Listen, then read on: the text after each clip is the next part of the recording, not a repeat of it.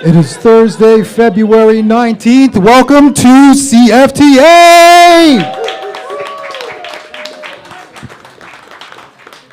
Please keep that energy alive for your host, Greg Dobroski!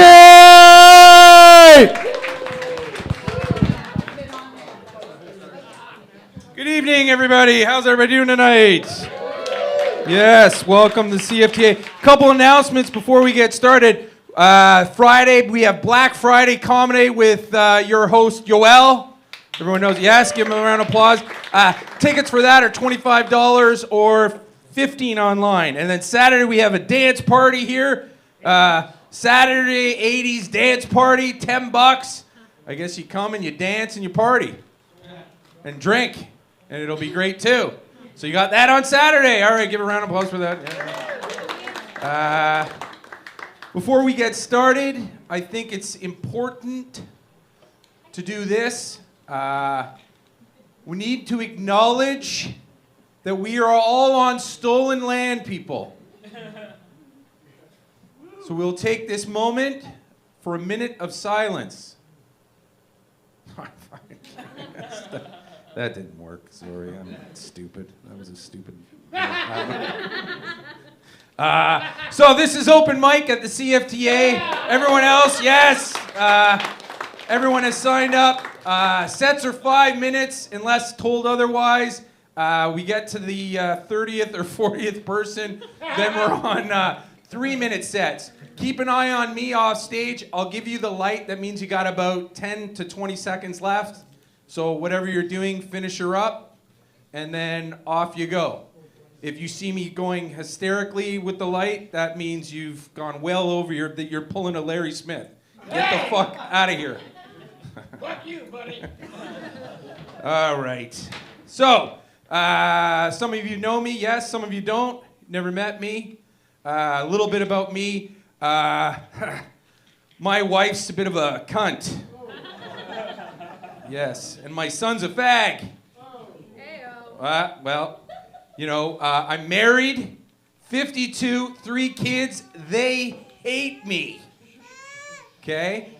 I've got a heart condition, blood pressure, cholesterol, and I'm allergic to cats. Cat allergies. I'm going to have a heart attack, and I'm allergic to pussy. I'm on so much medication, I think my doctor has a crush on me. I went to the appointment the other day, and I went in, he turns the gas on, I hear 4 belt buckles hit the ground, right? As the gas was entering my lungs, I felt a leg slip over my hip. As I was slipping into unconsciousness, I felt the weight of a full-grown man on my chest. Call it unorthodox, but my teeth have never been whiter. I left the garage thinking, man, best chiropractor ever. Fills me full of drugs, and then he fucks my mouth.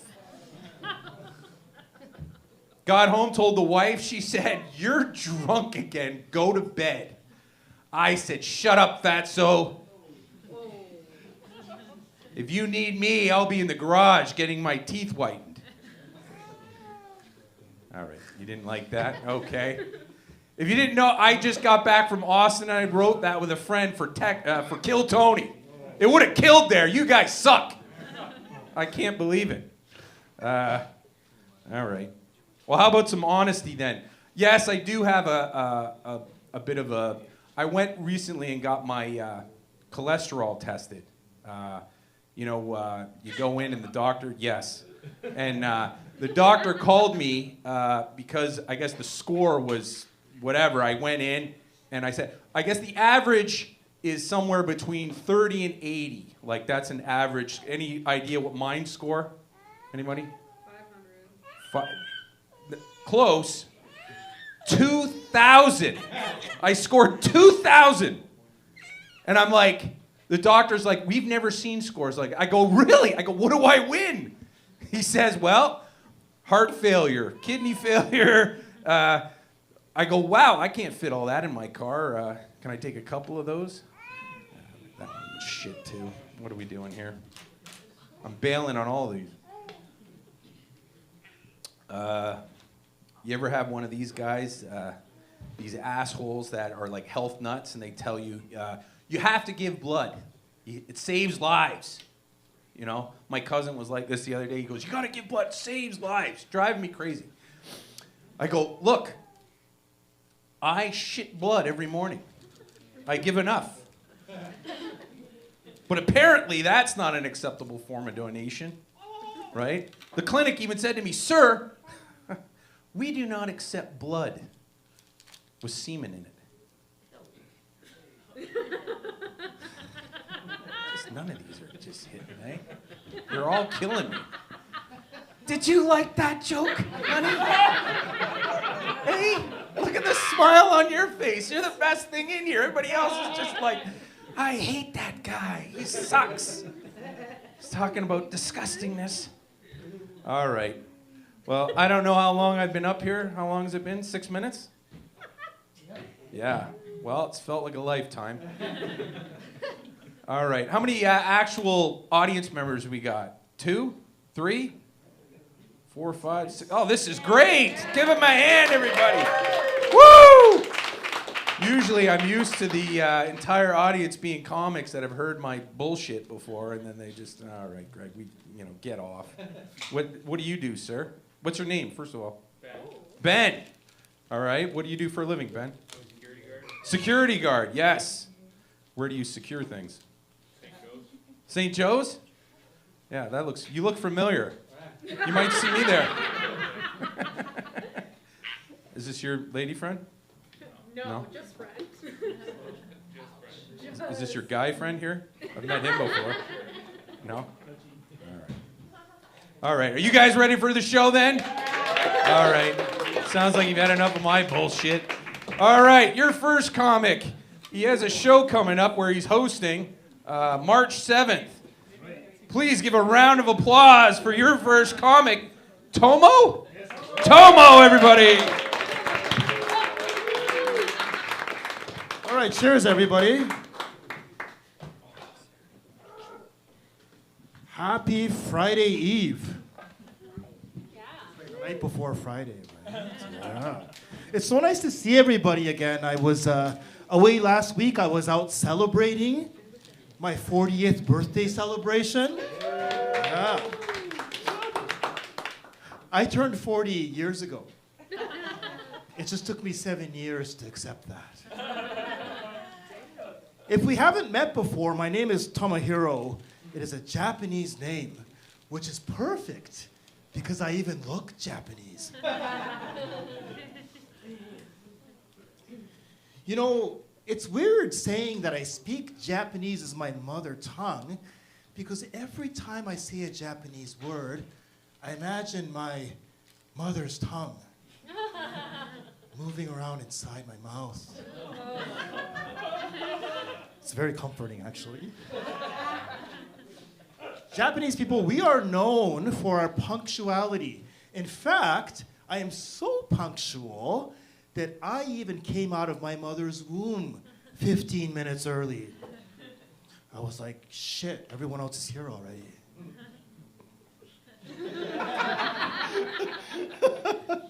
Okay, I guess that one works. Okay, that's good.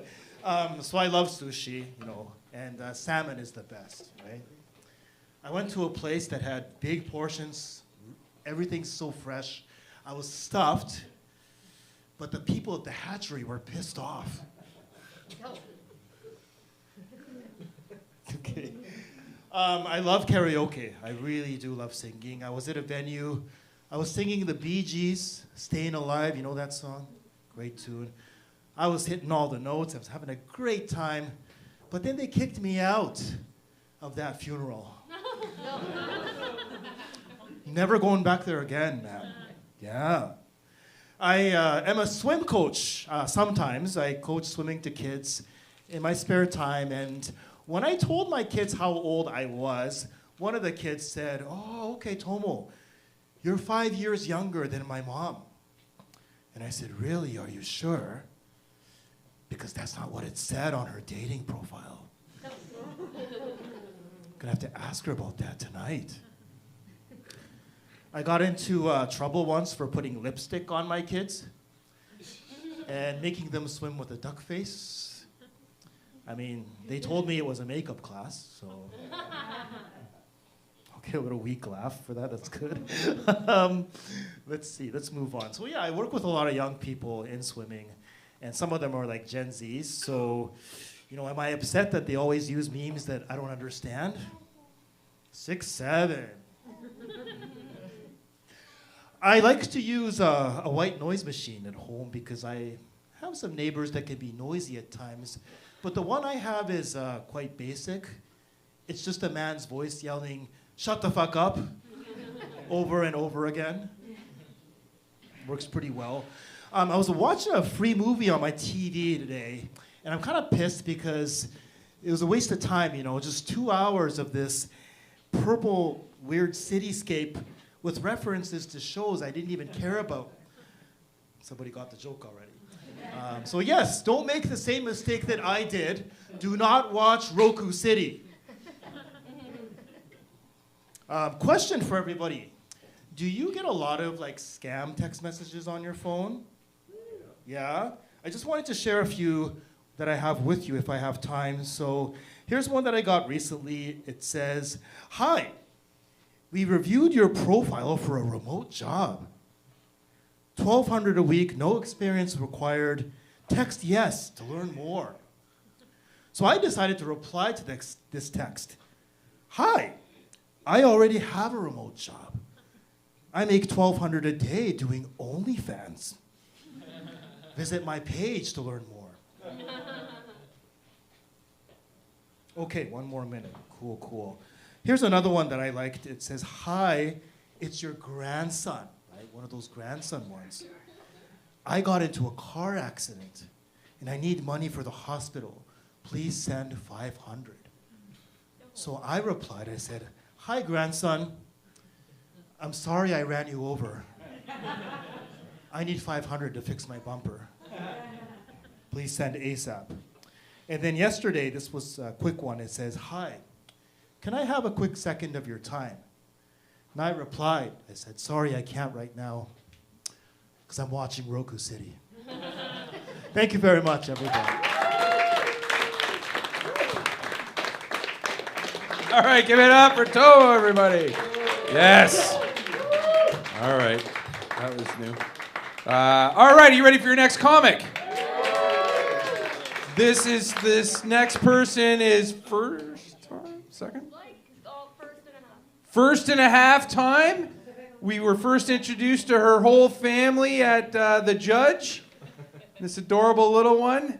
She's coming up here for the second and a half time. Please give a warm welcome for Miss Sarah, everybody.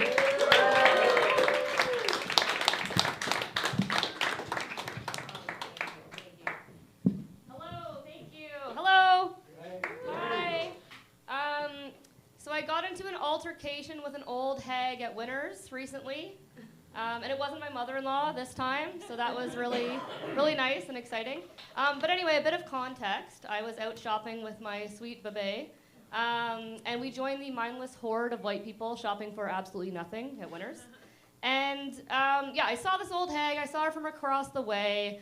I knew what she was coming to do. I've been a mom for several years, despite being 14 years old. I do have 3 children, so I've had lots of advice given to me unsolicitedly over the years. So I saw this old hag. I saw her, she saw me, she started walking over to me, shuffling out of the crypt, and she gets over, and she looks at my baby, she looks at me, and she says, "It's so cold outside, and your baby needs to be wearing a hat. What kind of mother are you?" And I'm like, girl, okay, well, I had this one locked and loaded, because as I say, I've received a lot of unsolicited advice over the years. And so I was ready to go with this one. I said, "Don't worry, ma'am. She's my 13th baby. I know what I'm doing." And at that point, I'm like, okay, this is game over. Like, what are you going to say to that? Yeah. And yeah, that. And she claps back, though, with 13 kids. Someone must make a lot of money. And I'm thinking, like, am I about to throw down with an old hag in Winners? Like, this is, like, brand new territory for me. But I'm like, okay, fine, gloves are off. So I thought of the most deranged thing that I could think of quick on my feet, which was, I actually don't make any money, I'm a trophy wife. And the kind of like record scratch visual that you need at that moment was I was wearing the gray sweatpants that are the stay-at-home mom's uniform. But they were like not the cute ones, they were not from Amazon. They were like straight out of an ex-boyfriend's backseat of his car from 2008. And then I was wearing a hoodie that used to say I Heart NYC, but I got it in grade 8 when I went to New York City. So it just says I Heart Y. So true trophy wife material, which was great. And anyway, I said that. She looked at me, she looked at the baby, and she shuffled back away to the morgue, so that was nice. So I did defeat the final girl boss of Old Hags at Winners that day, which was big day for me, bad day for Old Hags. But I do love Old Hags. I love them. Like, they're kind of iconic. And, you know, speaking of Old Hags, does anyone watch The Simpsons? Okay, good. So this will land, and hopefully. Patty and Selma, Marge's older Old Hag icon sisters. I, too, have Patty and Selma in my family. I have twin aunts. My old aunts, Auntie Vaughn and Auntie Vet. They're like Queen Bee, Old Hags. And we've had many times over the years where they just like love the judgment on the youth. Like, it's their bread and butter. So a few years back, I was at a family gathering with my kids, all 13 of them. And we were explaining and sharing how we are vegetarian, which I know is just as bad as the old hag stereotype. But I was explaining why, because people were asking, and I see Auntie Vet at the end of the table. She starts to like come back alive, because she is ready to like come in with the judgment and the advice. So she starts to come back alive, and I'm explaining to the family like why we're vegetarian and, you know, how we're doing it. And as I'm explaining, she starts to like perk back up, and she's salivating at the mouth. She's so excited to come in with her hitting her daily quota of unsolicited advice. So I finish my spiel, and she chimes in with the special that everyone who's a vegetarian, we've received this like many times over the years, if you know, you know, of, but Sarah, they're growing boys, what about the protein? They're never gonna get enough protein, what about the protein? And I look at her, and she's having her girl dinner of 3 darts and a Prozac, and I kind of think, like, Auntie Vet, you are on no grounds to give me any judgment about parenting or nutrition, considering you raised your kids on craft dinner and getting evicted in the night. So, okay, thank you so much. Come on, give it up. That was great. 2.5, that's awesome. Third time. Was somebody involved in getting you kicked out? Is that what it was? No, it was like a very, very kind of low-key event. Oh, But yeah, I guess but what was the half part when you said half? That one. Very That, low-key. yeah, this one? Yes. Yeah, Kicked you out? Yeah. See? No, I'm just. Oh, yeah. All right. This next comic came all the way from Niagara Falls. She's done all over the world, but she's here tonight. Please give a warm welcome for Miss Rebecca Hardy, everybody.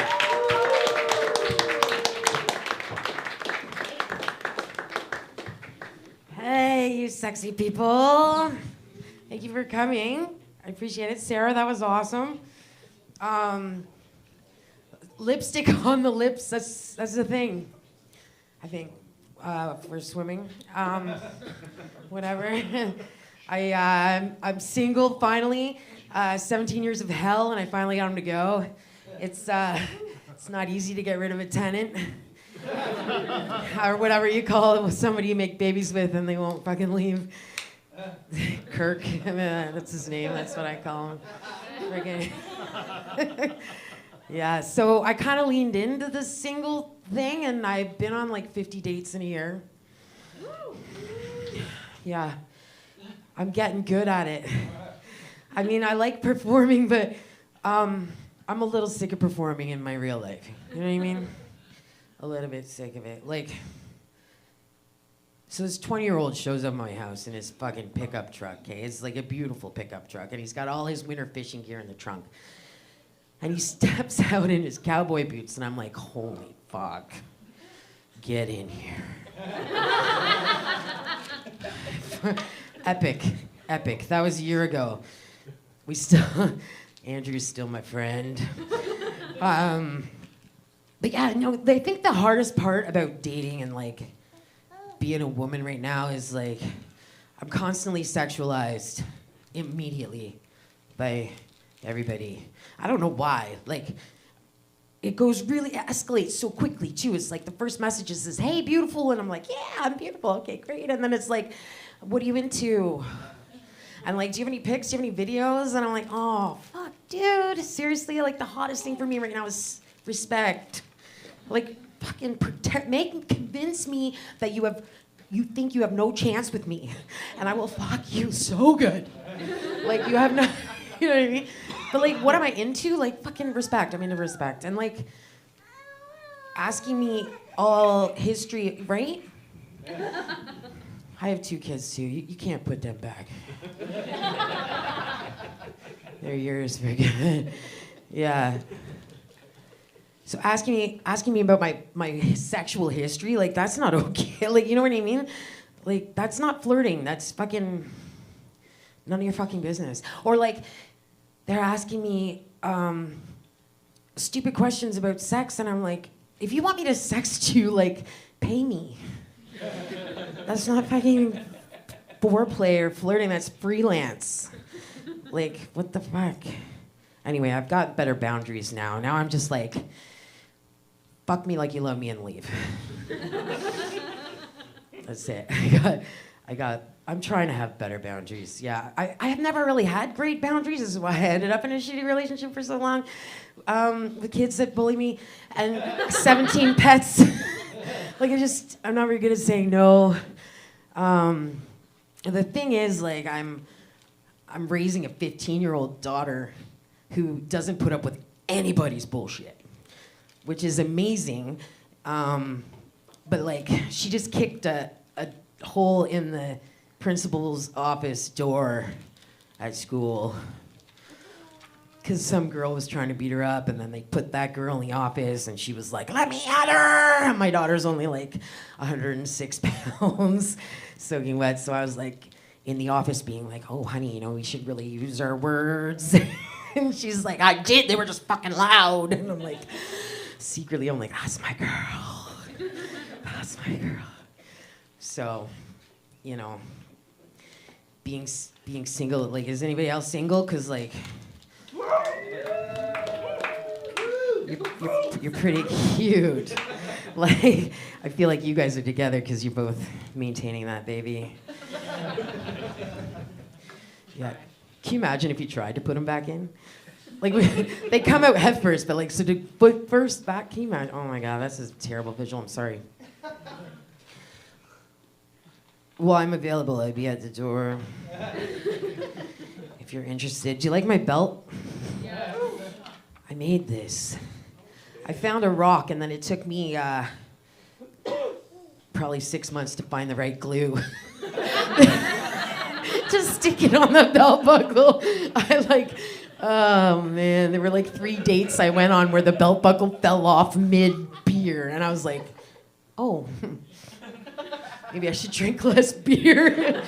Getting pushed off by my gut. Oh my God. And fuck you for looking hot after 3 kids. Just saying. What's the moral of the story? The moral of the story is,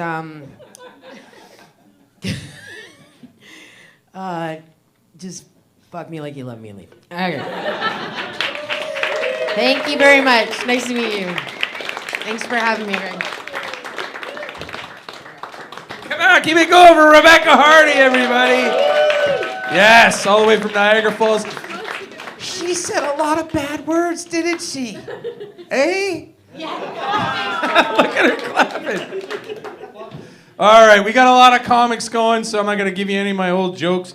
We're going to keep it going. Your next comic, I don't think I've ever seen before, but she's here for you tonight. Please give a warm welcome for Shauna. All right, bring her up. Let's give it up for Greg. Hello again, Sarah. I feel like I haven't seen you since Winners the other day. I see you didn't take any of my advice. My husband and I are empty nesters now. We can finally do whatever we want. We can drink every night now if we want to, which I see you are also doing, Sarah. Except for now, we don't have to hide it from the kids. The only thing is that the two people that drove us to drink don't live with us anymore, so it's not as fun. Just kidding, we still drink every night. We can watch whatever we want on TV. Have you guys seen Heated Rivalry? Woo! Yeah. So it's about two NHL players who are rivals, and they have a lot of sex with each other. It's basically soft porn for middle-aged women. It tapped into our innermost desires, and after episode 1, my husband tapped out.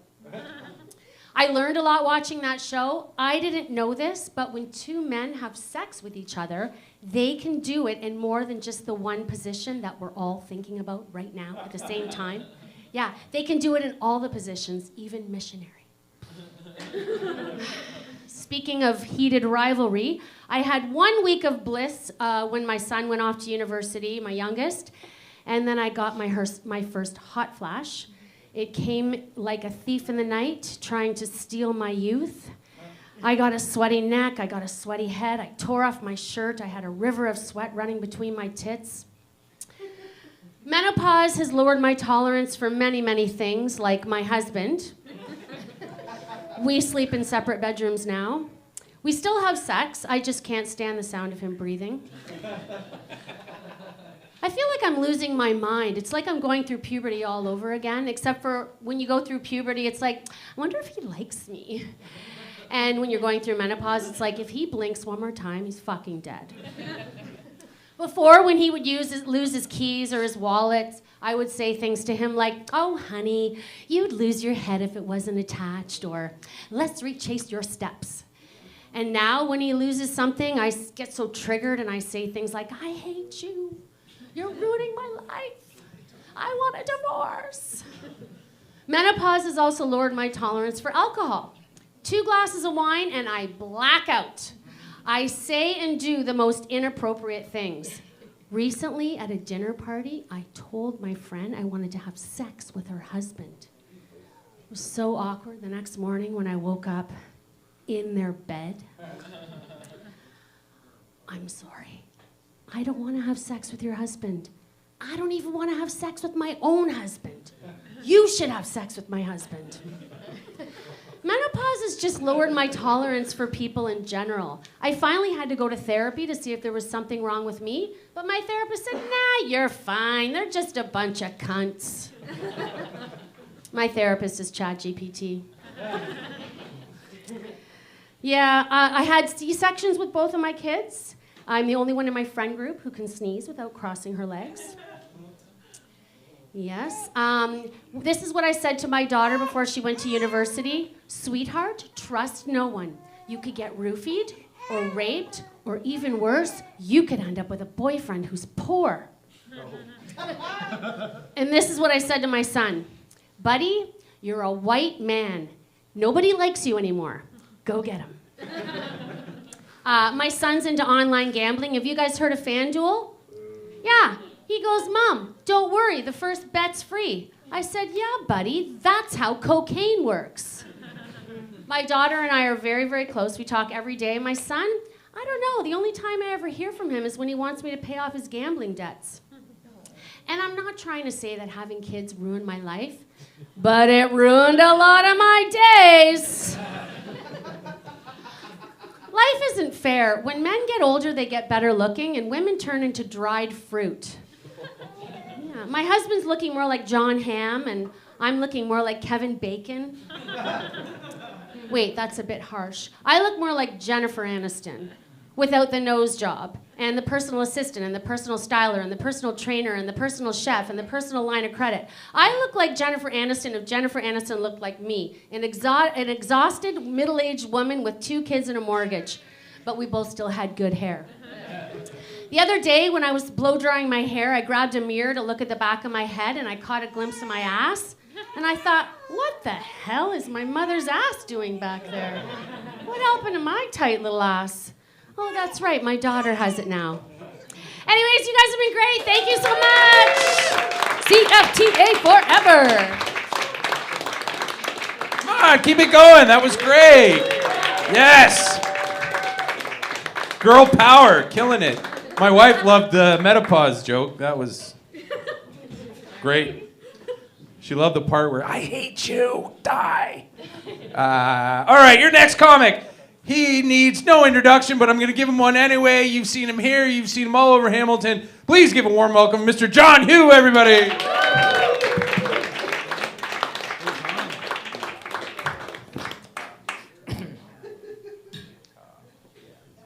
My last name's John. My last name's Wynn. Yeah. Anyway. Hi, I'm John. You may remember me, which is racist, because I'm not your first comic. That was from Ryan. I just had to do that. But anyway, yeah, my name's John. John Wynn. Clearly, my background's from Vietnam. Why my dad left Vietnam in the 70s, not entirely sure. Yeah. Where was I going with that? Anyway, but yeah. Why he left in the 70s, I'm not entirely sure. But yeah, fuck it. Apologies. But yeah, no. But seriously though, if you guys don't know, he did escape. He escaped the Vietnam War. He took refuge in Australia, and then applied, and then got denied by by the States, and then he came here. America Junior is here. Yeah, sorry, I fucked that up. But yeah, I grew up as a latchkey kid. Came home from school, watched a bunch of TV, ate Hungry Man meals. You guys, everybody familiar with Hungry Man meals? Yeah, right. Cool. Yeah. One of my favorite meals growing up from the Hungry Man series was the beer battered chicken. Right? I thought I was slick as a kid because it had beer in it. Right? Couldn't wait for beer when I was an adult. I have beer now. It's real. Great. Little John would be happy. But the meals are a little bit sadder, happens with inflation. But I still paid for my own PS5, so that's all good there.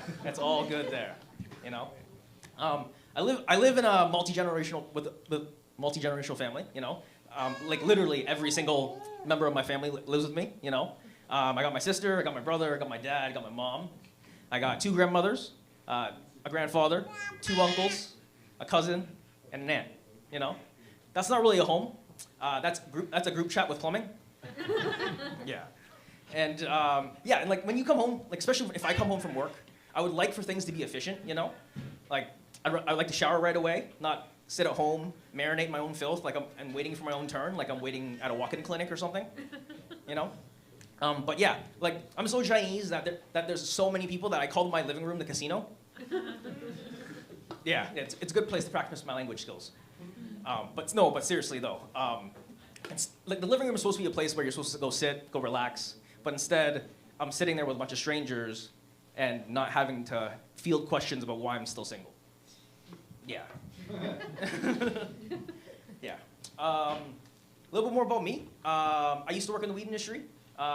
That's always fine and dandy, but I recently got let go from there. But right now, I'm treating my firing like it's I'm treating it like it's a breakup, I tell people older than me, and they're like, "Oh, you're still young," and then they're giving me unsolicited advice and shit, right? I'm not really here for the advice. I'll take the ice cream if that's okay. That's always great. Yeah. Working. Sometimes you need a different set of eyes to see things. Recently it was my mom's birthday. She's lived in Canada for 30 years and she's never had a phone before. So going to get her a phone for her birthday is sort of like how man discovers fire. Could you imagine being in Canada for 30 years and not having a phone, especially in this day and age? Come on. She's still learning English and stuff. And we were standing there in the Apple store and she had asked me what, she's learning idioms. So she'd asked me, what does April showers bring May flowers mean, right? And she's just like, does that mean I get flowers every single May? Right? I'm like, Mom, if you really want flowers, run a child over in front of our house, and you'll get flowers every May out front. Right? It's great. Yeah. Yeah. Yeah. little bit more about me. I do enjoy traveling, you know. Recently I was in Hong Kong. Hong Kong is very much different between here and here in Hong Kong, right? Vibes are a little bit different. Here, much more slower. Like you could wake up, brain rot for a half an hour and be okay and move on with your day. Whereas in Hong Kong, you wake up, you have to get up and do your thing, right? And hopefully be finished with the day. Sort of like if you're a 2-pump chump, one and done. Cool, move on. Right? Right? However, there are many more differences, like sort of like real estate here, you know? Like here, housing, right? We'll lie to you about the sizing, I suppose, a little bit, you know? Whereas in Hong Kong, if it's 100 square meters, tell you it's tiny, right? Whereas here, they'll knock a few walls down and the landlord will call it an open concept. Yeah, cool. Anyway, yeah, that's my time. We'll bring back up Greg. Come on, give it up for John Wynn. He drew, like, I don't understand Vietnamese writing. There was like buildings and shit next to your name. I didn't get it. You didn't steal that weed shit before you left, did you? All right, your next comic needs no introduction. He's open for some of the great Sam Kinison. I can't remember the other guys, but he's open for them too. He's my best bud in the whole wide world. He's just celebrated a birthday. He turned the big 6-0. Please give a warm welcome for the one and only Larry Smith, everybody. Give it up for Greg! Hosting this telethon of fucking comedians tonight. That's right, you people will be here at 4 a.m. and Greg will be going, and here's our 19th comedian. That's what happens here at CFTA. I decided to come down and say hi, see what's going on, because I haven't been here in a while. By the way, for those of you that don't know me, a lot of the newer comics do know me because I love doing open mics and stuff. I've been doing comedy 36 years full time. I've been all over Canada and the U.S. No, it's okay. You don't need to applaud because you have no idea who the fuck I am, and I have no money. But I'm telling you, I've been doing comedy 36 years full time all over Canada and U.S., been on TV, been on radio, all over the joint, open for big bands. And if you stick to it, you can do that too, starting right at a place like this. And who knows, when you turn 60, you'll be broke and nobody will know who the fuck you are either. Yeah, I'm so old that the only texting I did in high school was you could do hello, shell oil, or boobs on a calculator if you turned it upside down. This is weird. We got this lovely couple with the baby. How are ya? We got the lovely couple with the baby, and then we got like these two fucking dudes on either side. Like it's like bodyguards. By the way, what the fuck is with wearing your hat backwards? I hate it when you guys do that. It's like, what the fuck? I'm so tough, the sun doesn't scare me. You know, like anyhow, I'll get up. Yeah, I'm an old man. I'm allowed to bitch about shit like that. I'm so old that I did downloading before there was fucking downloading. Seriously, anybody here? None of you here, maybe Jerry. None of the rest of you are old enough to remember Greg. Greg will remember this. Remember downloading in the 80s and 90s? That before the internet? That was fucking commitment. That was spending all day on a Sunday with your finger on the pause record button of a radio cassette player, waiting for that asshole at the radio station to play the right fucking song, or you were never getting that mixtape together to get your hands down Pam Llewellyn's pants. That's right, you millennials and Gen Z, you're lazy fuckers. You would never spend an hour with a pencil fixing your fucking cassette just so you could hear Duran Duran, Hungry Like the Wolf. None of you would get up and go flip a fucking record. No, you could do all your fucking downloading and shit. Right on. I told Greg, I'm going, man, I smoked a joint. I'm going to go up there. I have no idea what I'm going to fucking talk about. I just don't. I already bugged this poor bastard about his hat. I feel real bad, man. I'm just bugging you because you're young and have your whole life ahead of you, and I just realized I got 20 years left max. I just turned 60. I'm going, oh, Jesus Christ, how long has the last 20 years felt? Because that's about all you got, asshole. You know? But yeah. Yeah, and I'm so old, my mom, I don't know if anybody's old enough, if they do this anymore. Anybody here ever have their mom bake money into the birthday cake? Yes! Made some of the older people laugh. That was the thing they did when we were kids. They would bake quarters into the birthday cake, you know? Maybe you get a piece of cake with a quarter in it. Yeah, maybe some lucky kid will get a quarter, except for my 10th birthday, where they're wheeling Bobby Richardson out on a fucking gurney as he's going, and we're going, he got the quarter, like, what the fuck, you know? Yeah, man. Yeah.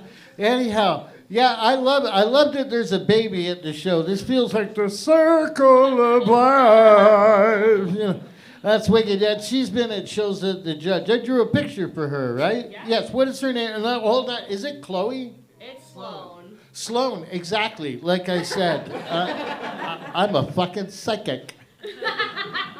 Okay, so I didn't know what I was going to do when I got up here, so can I tell you an old joke, a birthday joke, a straight joke? Is that cool? All right.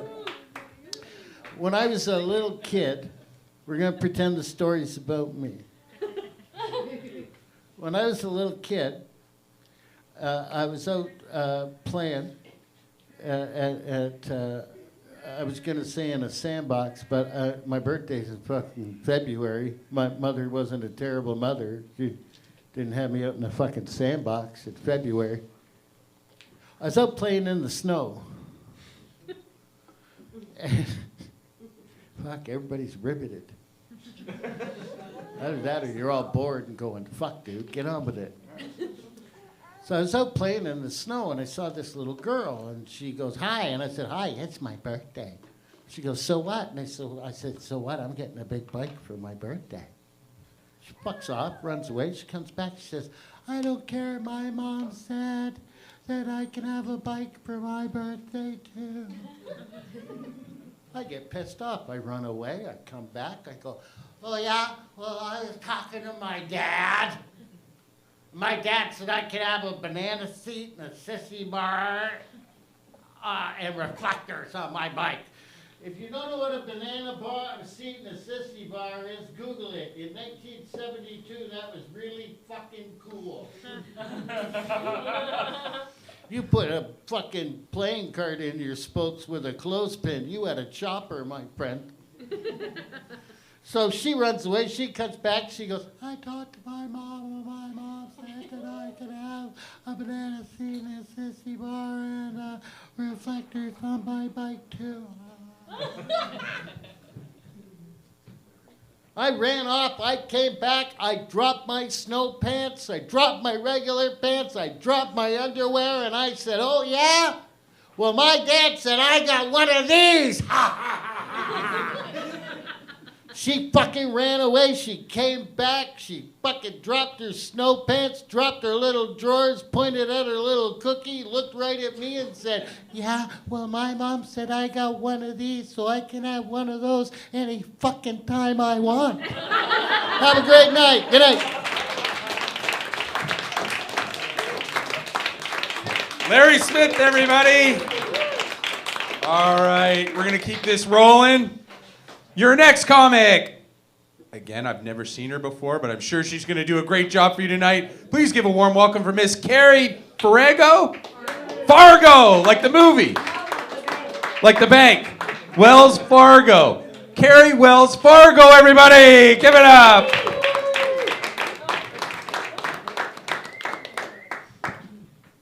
Although I do have a wood chipper, so don't mess with me.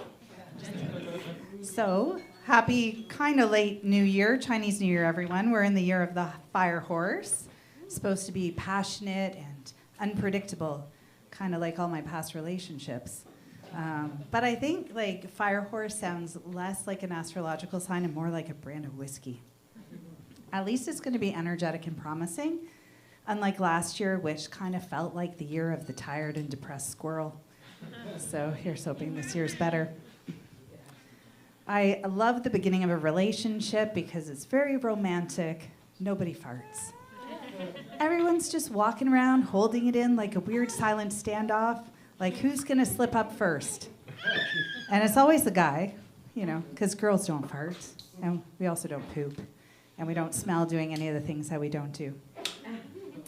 So I'd been dating my boyfriend for about a month, and we were laughing our asses off. And, one slipped out of me by accident. And it was kind of loud enough that I couldn't pretend it didn't happen. And instead of reacting in disgust, he was so relieved. He was like, oh my God, thank God I don't have to hold them in anymore. And I was like, fuck, what have I done? Right? Because guys' farts are different. Girls' farts are sweet and cute. Guys' farts are like a crime scene. Like, people can die. Thankfully, he hasn't intentionally tried to murder me yet, but there was an incident with a burrito that made me seriously question the relationship. And I was in a lesbian relationship once, but not with a girl, though. My ex-boyfriend, he was a little bitch. But when we first got together, I got swept up in it, and I thought, oh, the stars are looking down at us, and they're so cute. They finally got together. And then that star tripped, hit the cosmic reset switch, and we've been in Mercury retrograde ever since. Yeah, we all know about beer goggles, right? Well, there's also love goggles, because you ever bump into someone you used to date, and you're like, what the fuck was I thinking, right? Yeah, I have that happen a lot. And you forget. You're like, oh yeah, he has a unibrow, and I forgot about the hobbit feet, and he smelled like Campbell's vegetable soup.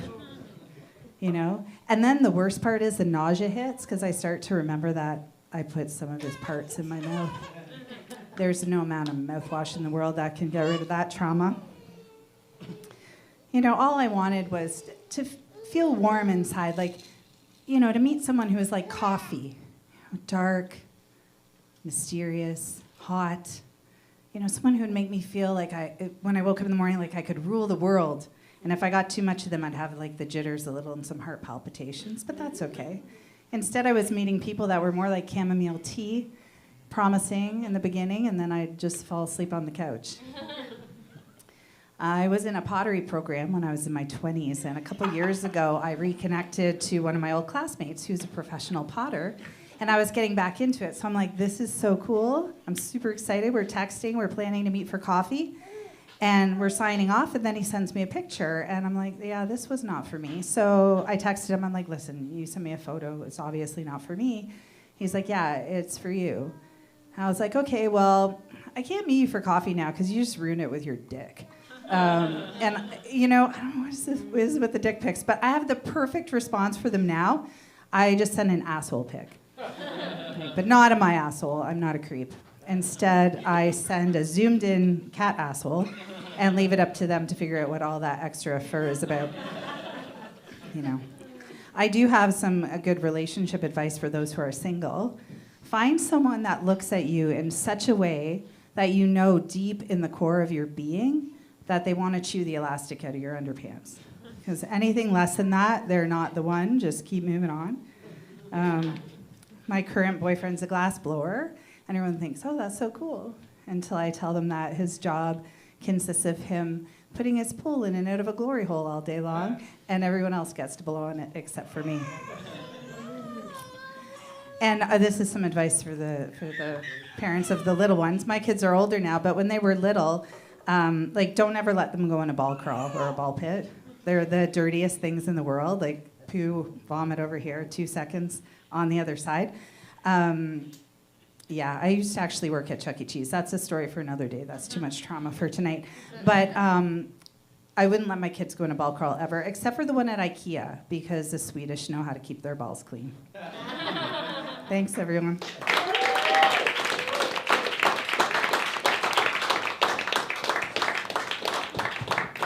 All right. Keep it going, everybody.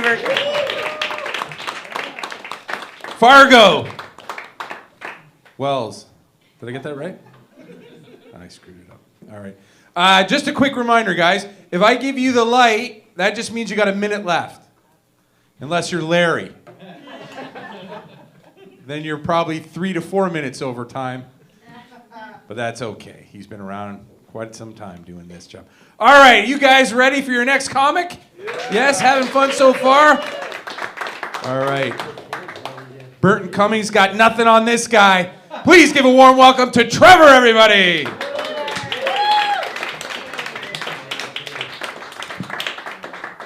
Give it up for Greg. You guys can hear me? Yeah, okay, cool. It's brighter up here, is it not? You guys get new lights? Yeah. What's up, man? How we doing, bro? How old are we? One? Nice. What the name? Sloan. Like Sloan? Yep. Cool. I'm a plumber. I deal with a lot of Sloan valves. That's, I feel like there's a connection between me and this baby. Potentially a future plumber. Saw her name on the toilet. Okay. Cool. Is this your first one? My third. Oh. First. Okay. And what's your name, sir? My name's Rob. Rob, with an R? Yes. You never know. I just like to ask. I'm not a very good speller. What's your name? Dan. Dan with a D? Yeah. Cool. Now, growing up, luckily, I had parents with 3-letter names. So, Mom and Dad were easy to say, I have a bro. No sis. Clear that up early. But I do have an unc. I don't really talk to him. And my aunt's really tiny. Cool, guys. I feel like this is like co-op season. Thanks, bro. Co-op season. I don't know if you guys at your work got a lot of co-op kids now starting. I don't know. I have a co-op kid now. Got to be professional. But you feel like you should have vetted this kid before you joined the workforce. You're like, yo, you're a little, strange, but okay. But you gotta change up your lingo. You can't say the words you're used to saying. Cover the ears maybe. You can't say pussy anymore. You gotta say supervisor. It's brutal, guys. It's brutal. Yeah. So we had a snow day the other day. What, an ice day maybe? In preparation in Hamilton, I don't know. I got a lot of things that closed down on me yesterday, so I stayed home and smoked weed. It wasn't no biggie, but I feel like snow days back when I was growing up was just a Saturday or Sunday. Cool, guys. This is slow burn. Right on. What's your name? Danny. Cool. The D? Yeah. All right, man. Just making sure. You got Netflix at home, man? No. No? You got Netflix? Yep. Crave. Ooh. Big bucks. No, I got Netflix. I'm not paying for the premium one. I got the ads. I don't know if you got the ads. You got ads? Yeah, man. 90s baby. I know what a commercial is. I'm Gucci. All right. But I like subtitles with my things I watch. So I don't know if you guys got a loud crunch, but it's hard to hear. I was watching the movie Rush Hour 2. If you guys like that movie, I love it. But Jackie Chan, Chris Tucker having nice conversation in English, I can understand it. As soon as Ricky Dan shows up, it just says Mandarin. No, I'm thinking, what, there's a paywall behind the subtitles now? What do we got? What's going on here, Netflix? That's racist, because that man's Cantonese. And then last night I was actually watching Inglourious Bastards. I don't know if you guys like that movie. No, it's good, man. No, it's a great movie. But no, there was a scene where it translated to German. You can't understand it, but I upgraded, right? And it said Paul Dano's a terrible actor. Cool. I got 1 minute, guys. I'll be honest with you. You guys feel like you guys can take this information in.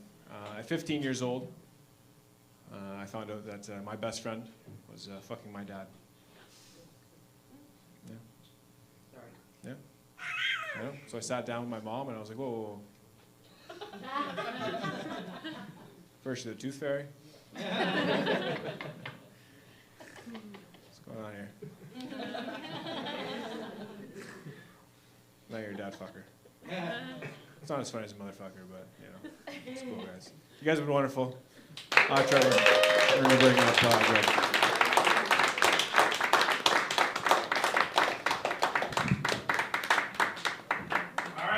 Trevor, everybody. Yes. Justice. You guys having fun so far? 60 more to go. Anybody got to work early in the morning? Yeah. Yes? All right, we'll try to keep this going. And you behave yourself. We've heard enough of you.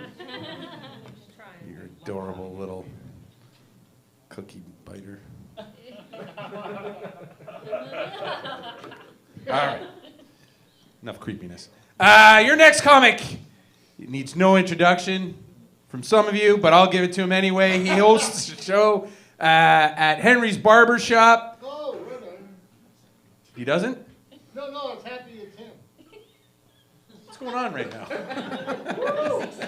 I'm getting heckled by my buddy from the back row here. All right, please give a warm welcome for the one and only Ryan Sim, everybody.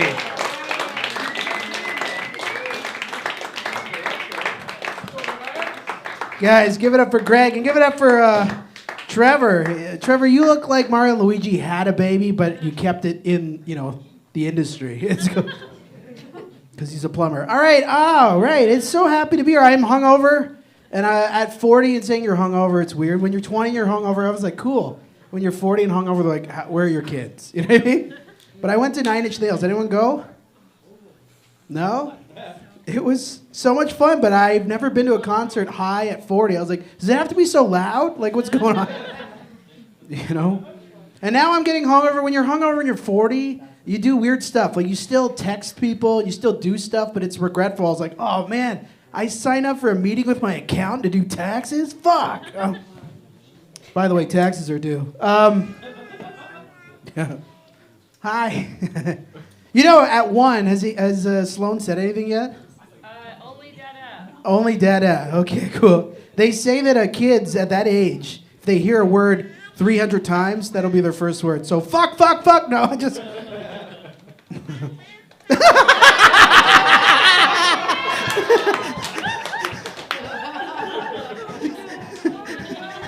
That's on camera. All right. I'm Uncle Ryan from now on. That's so cool. Oh, yeah. I remember the days when I would bring my kid to open mics, and now I don't have them.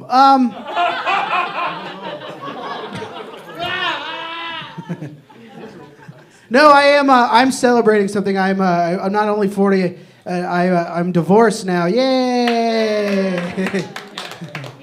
Yeah, I moved from my ex's basement to drumroll, my mom's basement. Things go any worse, I'm gonna go right back up to her womb. It's over. I think it's rock bottom because it's unfinished. I don't know how it works. Yeah, that's only funny for you guys. Yeah, he said fuck. For my 40th birthday, though, I was very mature. I got myself a sleep apnea machine. Does anyone here know what a sleep apnea machine is? Yes. Well, I needed it because my son, he's 6, and when he has nightmares, he sleeps beside me, and he goes, Dada, every night I sleep beside you, you die a lot. You know what I mean? Turns out I went for a sleep study. I stopped breathing 100 times an hour. So I just imagined to the Grim Reaper, I'm the ghost. He's like, did you see that guy? Speaking of see that guy, this is the best I've looked ever. I got a haircut. I live on Barton Street, and last week I was drinking a coffee with Larry, and someone just put money in my cup. And then I had to ask someone for change to buy another cup of coffee. So I was like, I should probably take better care of myself. I know I also have to take better care of myself because now that we're split parents, I'm in charge of picking them up half the time. And, my son does this weird thing where he has always called me by my first name. So the first day at kindergarten, I go pick him up. I have crazy hair. I have ripped track pants. It says, Barton Street for life on my shirt. And I go to pick him up, and they're like, who are you here for? I'm like, that guy. I don't know why I said that. And they go, do you know this man? He goes, oh, that's Ryan. He lives in our basement. But the weird thing is, he also, he likes to go swimming, but he has this game he used to play. He says it's called Save Me. This is what he does. He jumps in the pool and says, save me in the air, and puts his hands up in the air and just hopes that you save him. So I learned a valuable lesson. When Sloan gets a little older, if you guys take him to swimming, you should get changed first, because I got him changed, I got naked, and then he ran back out on the pool deck yelling, "Save me, Dada." So I just like did this, and I ran out, and I don't know if you guys know, but in Hamilton, every other swim class, there's another swim class, so all the parents are there, and he runs right into the women's bathroom. And I was like, quick, is there a little boy in there? I need him. And they go, "Do you know that man?" And he goes, "Well, that's Ryan. He lives in my basement." Yeah. I'll get him back soon, I hope. Yeah, 40 and dating is hard. Like, the other day, someone just yelled Danny DeVito on the street, and I turned around. I was like, yes.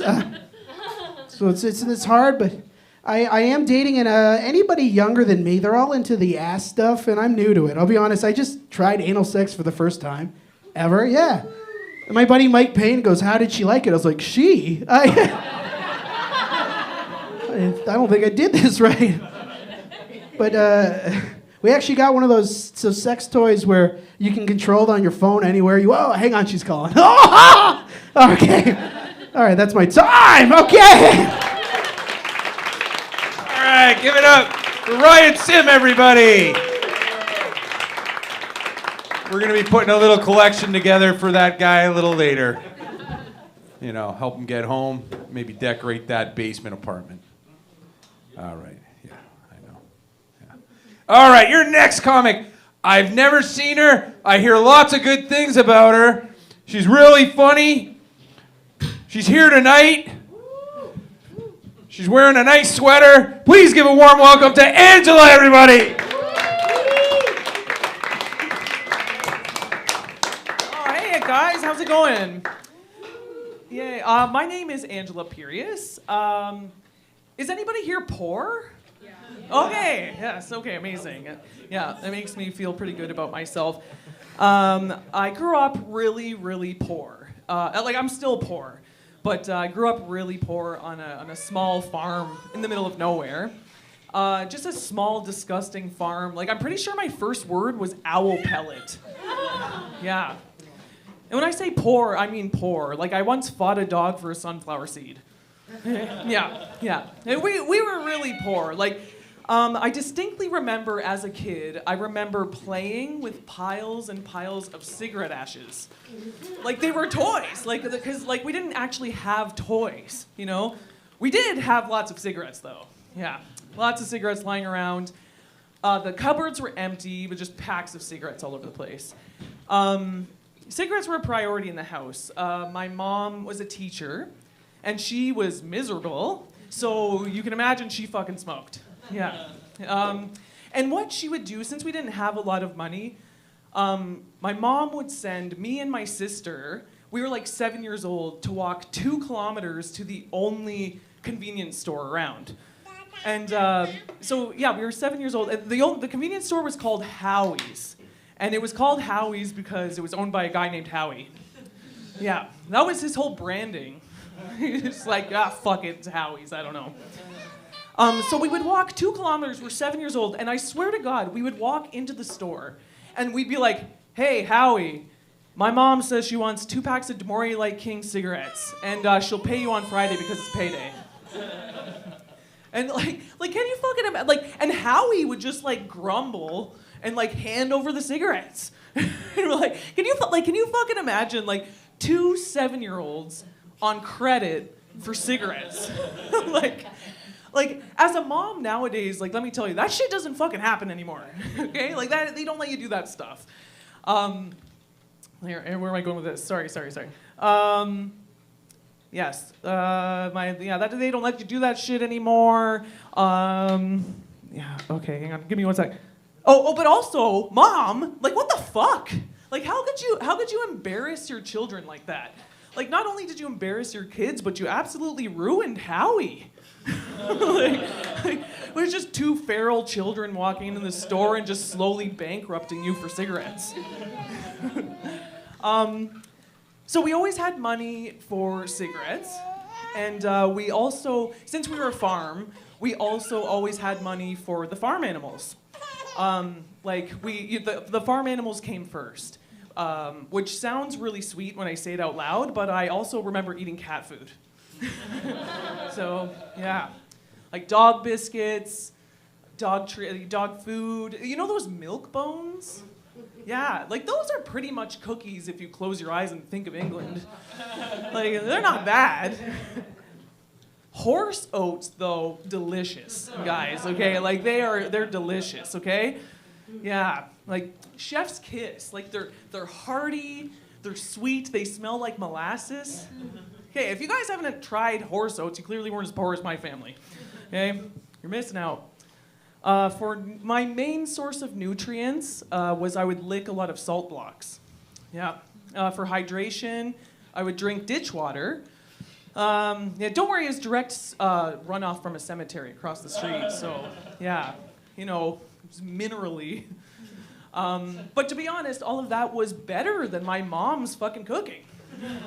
Like, my mom is the worst fucking cook. Like, this would be her signature move. She'd take a pack of ground beef and like plop it in a crock pot and like turn it on to high for 12 hours until it turned gray. And then she'd just like dump a jar of salsa on top and be like, it's cowboy chili. I think because we lived on the farm, everything was sold as cowboy food. It's like, oh, it's how the cowboys eat. She'd take like a premium plus cracker and put some canned tuna on top and like a blob of ranch dressing and be like, it's cowboy sliders. I'm like, I don't remember cowboys walking around with fishing rods, but okay, I'll eat the canned tuna. She'd put like a hunk of pizza dough on a stick and cook it over top of a bonfire and be like, this is cowboy pizza. And I'm like, this means we're poor. She would take a piece of Melba toast and put like a cheese slice on top and just broil it in the oven. You're like, it's cowboy grilled cheese. I'm not even sad about that one. That's just a recipe for you guys if you want. That one fucking slaps, okay? That's fucking delicious. Yeah. But finally one day I snapped. I was like, you know, I went to my siblings. I'm like, you know what? I'll fucking cook from now on, okay? I'm like 8. I'm like, I'll do the fucking cooking, okay? Like, I can't take this shit. So I went to the freezer and I got a bag of frozen pierogies. And I just fucking heated oil, like dangerously hot. And like completely unsupervised. And I just dumped the bag of pierogies in. Immediately the oil splashed onto my face. My lip bubbled up to the size of a tennis ball. And the pierogies are half frozen, half charcoal. Nobody gives a shit about my face. My mom just comes over to the pan. She's like, cowboy pierogies. All right, anyways, you guys, I'm Angela Pius. Thank you.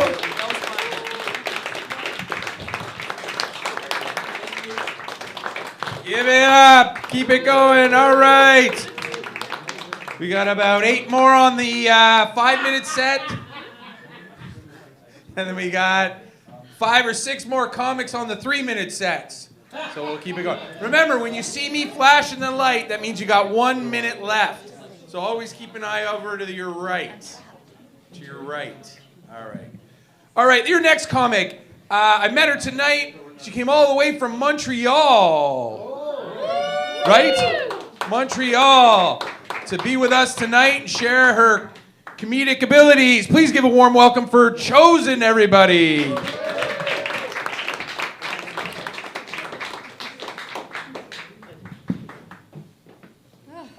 Hi, everyone. You guys didn't believe him that was my name, did ya? No, I promise it's real. Do you know what it's like to live your life always having to convince people that your name is your name? It's like my whole existence being gaslighted. Like, last night, I did stand-up in back room for the first time, and I had to show the host my ID. This is serious. It's my first time ever in Hamilton, the land of heated rivalry. I don't know what it is about that show. I've never had a show impact me that way. It's like Jacob Tierney found a way to like distribute M through a screen so wildly. Oh, anyway, that's why I'm here. Gut feeling. Didn't even know I was gonna stay the night. Didn't know I was gonna come here till like 3 hours ago. Okay, let's go with the joke. I gotta be honest. I do not know how to make a crowd of comedians laugh. I find this very difficult. And my thing is, my sense of humor is really dark. It normally splits the room. It's not even 50-50. It's more like 90-10. 90% of the crowd's usually horrified. The other 10% need therapy. So let's see who was traumatized enough to understand my joke. Okay, this is my second darkest joke. Hi, baby. So when I was a child, I was very, very, very depressed. So depressed, I didn't know I was depressed because that was just all I ever knew. And so my parents told me the way I was made was God, well, they got married, then you wait. Then God sends me from heaven into my mom's uterus, down through the vagina. That's what they told me. So as a depressed child, I thought, well, every night when my mom would relax in bed and she would read her book, and, well, she looked like she was in a birthing position, you know? So I tried to climb up her hoo-ha, because I thought it was the stairway to heaven. Like, actually, literally, child math, right? But sometimes my parents would give dodgy answers. Sometimes they'd say the asshole, sometimes the vagina. 60% of the time was the vagina, so I was like, I hedged my bets. But they got really annoyed with me because, I have to get it right, okay? Because if heaven is through the ass, well, if I end up going through the wrong hole, and I have to go through shit and Shawshank my way, I don't want to end up in hell. I don't want to make my situation worse. I was 5. I got too big. There's still time for you. Have you told him about the economy yet? Not yet. Okay. Yeah. There's a couple more, 30 seconds after that joke, but I'm blanking out. So let's go for my darkest one. Let's go darker. The reason why this is darker is because I stayed alive and I had to live after. Eventually, my mom got very defensive and I couldn't climb through the portal to heaven. And, okay, the darkest joke is, so one of my rapists, oh, are we ready? Are you ready? Do you need a breather? Okay. One of my okay, I love jokes that actually happened, where there are just multiple things that you wouldn't think would happen, but they all happen at the same time. So this particular rapist, there is no reason for him to be a rapist because, one, he is an ex-pro baseball player. He's actually very attractive. I was the one who hit on him first. I was the one who asked him out.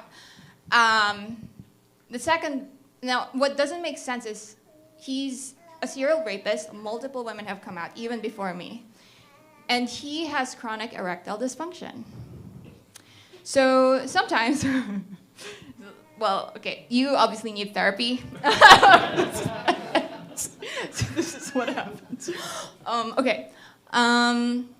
And sometimes I just wanted to sleep, and he would wake me up, and I was just like, can we just get it over with? And he just wasn't hard enough. So at a certain point, I start thinking, is it my fault? You also need therapy. Am I not hot enough for this? Yeah, that's my joke. I don't know. 3 to 1, I guess. Or did I have 30 seconds left? 30 seconds. Oh, God. Room of comedians. Hey, buddy. I don't know what to talk about, to be honest. You have time to save yourself. I tried when I was 5. You're 1.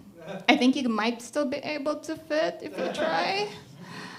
Where's the Niagara chick? She was making jokes about sending babies back. I wanted to let her not feel too weird about it because I'm the baby that wanted to be refunded. Okay, bye. Hello. Thank you. All right, keep it going for the chosen one. Yes. There was a bunch of rape jokes in that set, was there not? Yeah. I said a bad word about my wife. Nothing. It was almost like. I guess I got to get some rape jokes on my list. All right, you guys ready to keep the party going? Yes. Let's get our next comic. She settled down. All right. Your next comic, I've seen him at Yuck Yucks. He headlines all over the town. I think he's from Toronto. He's a very funny gentleman. Please give a warm welcome to Mr. Greg Paloney, everybody. Hey guys, what's up? Hey, this is interesting vibe, I think. Dude, yeah, everyone work this week? Do you guys ever have a conversation at work that's like so bad it makes you regret flying out of your father's cock? You know what I mean? Where you're like, this is so fucking boring that if I knew I was gonna live my life like this, I would have been more polite in the womb. It's been like, yeah, actually, no, you can actually fertilize this egg. If I knew I was gonna listen to fucking stories that never end, I would have turned into a butterfly. Okay, so that's one. That's one. Okay, dude, tell me if you guys. It's so fucking embarrassing as an adult to try and make friends. Like, I understand as a man why you make like friends in like 9th grade gym class and you never meet anyone else ever again. It is so fucking degrading. Have you ever gone to a place where like everyone, like people kind of half know each other and you're the like odd guy out and you just reek of desperation? It's so fucking sad. And you're just sitting there and everyone's like trying to talk to each other and like talking about shit and you're just like it is so fucking embarrassing. Oh no, yeah, and then you're trying to interject and you have like three strikes before everyone writes you off as like a dumbass. And then you're fucking cooked for the rest of the event. I actually envy women for that reason because I feel like I feel like women, it's easier to make friends initially, but toward the long term, it feels like women friendships kind of suck. Versus male friendships, you got to get past like the ego part, and then after it's like a fucking Halloween party, just fun all the time.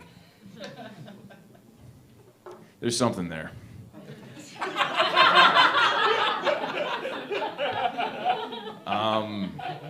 I think it's a good thing growing up to see your dad drunk like 1 or 4 times. Like 1 to 4 times, it's good to see your dad fall down a flight of fucking stairs. Because I never saw my father drunk ever. I've never seen him drunk, and I think that's done poorly for me in my adult years. Because when you're a kid, your dad is like your idol, and you don't even know it. That's like if you have a dad. If like not, I guess it's like Coach Carter or whatever. But if you have a dad, your dad is you have to see him drunk, because if you don't, you're gonna live with this shame every time you get hammered. You're like, if I never saw him get fucking hammered, now I'm getting hammered, I feel like a fucking deadbeat. I can't even live my life going, I've never seen my dad, I've just seen him make money and that's about it. So now, and I'm doing this, so that's not fucking doing that. So therefore, I'm in this like cycle of just being like, wow, in comparison to my father's life, I'm a fucking loser, you know? And if I just saw him hammered like once or twice, I know this would have gone away.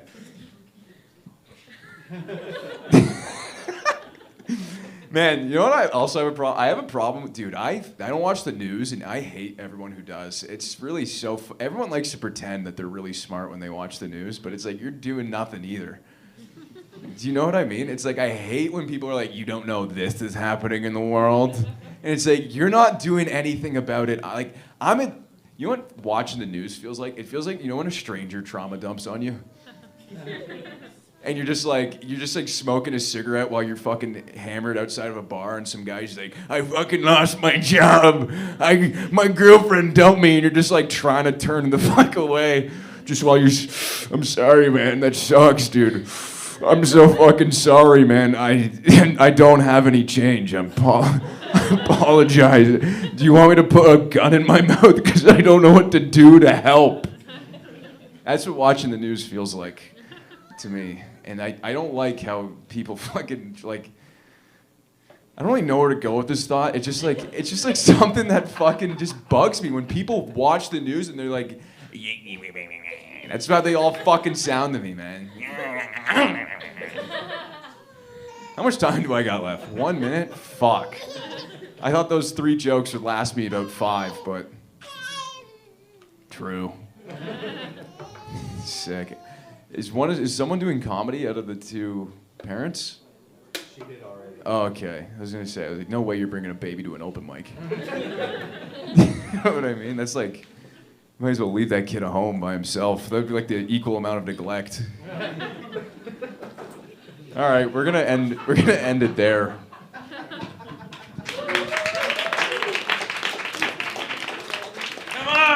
it going for Greg Paloney. Greatest first name ever. What the hell happened here? All right, here we go. All right, you guys having fun? That was pretty good. All right, let's keep it going. Your next comic is another guy in his 50s somewhere, I'm sure. Please give a warm welcome, Mr. Jerry Hall, everybody.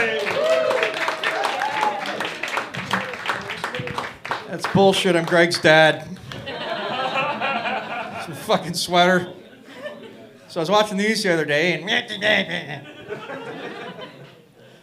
I was gonna do some story. I was actually gonna do some material about growing up poor, but then someone already did it. Like, but you're a pretender. Like you played with cigarette. We all played with cigarette ashes. I had to play with Rolly ashes. I didn't have no fancy DeMaurier cigarette ashes to play with. The other thing too is you grow up poor, you end up having like you have shitty games. We had to make up our own games. Favorite game I ever made up when I was a kid was called Dizzy Grandma. Yeah, that's like regular grandma, only in my version you give her a cookie and then you hide the insulin. That's like Super Bowl squares. Everybody has a square as to where she falls. And it's like, kitchen, who had kitchen? Oh, Uncle Dave had kitchen. All right. Just kidding, we helped her up. Because Dizzy Grandma had 5 rounds. I had a lot of shitty games. I remember my mom brought this game home, Operation, one time. You guys remember Operation? Yeah. That was a weird game because my mom bought it from a thrift store. And I always thought it was weird because the first thing I see is some guy with a Shep haircut and this big red bulbous alcoholic nose. And right away, even at 7, I knew there was a problem. This guy had some problem. I knew he was an alcoholic. I was like, this guy doesn't need me to remove his funny bone. He needs a new liver. I'm 7 years old. I shouldn't know how to spell cirrhosis.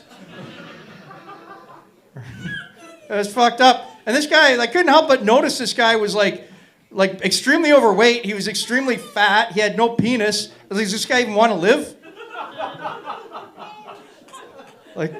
This game should come with a do not resuscitate order.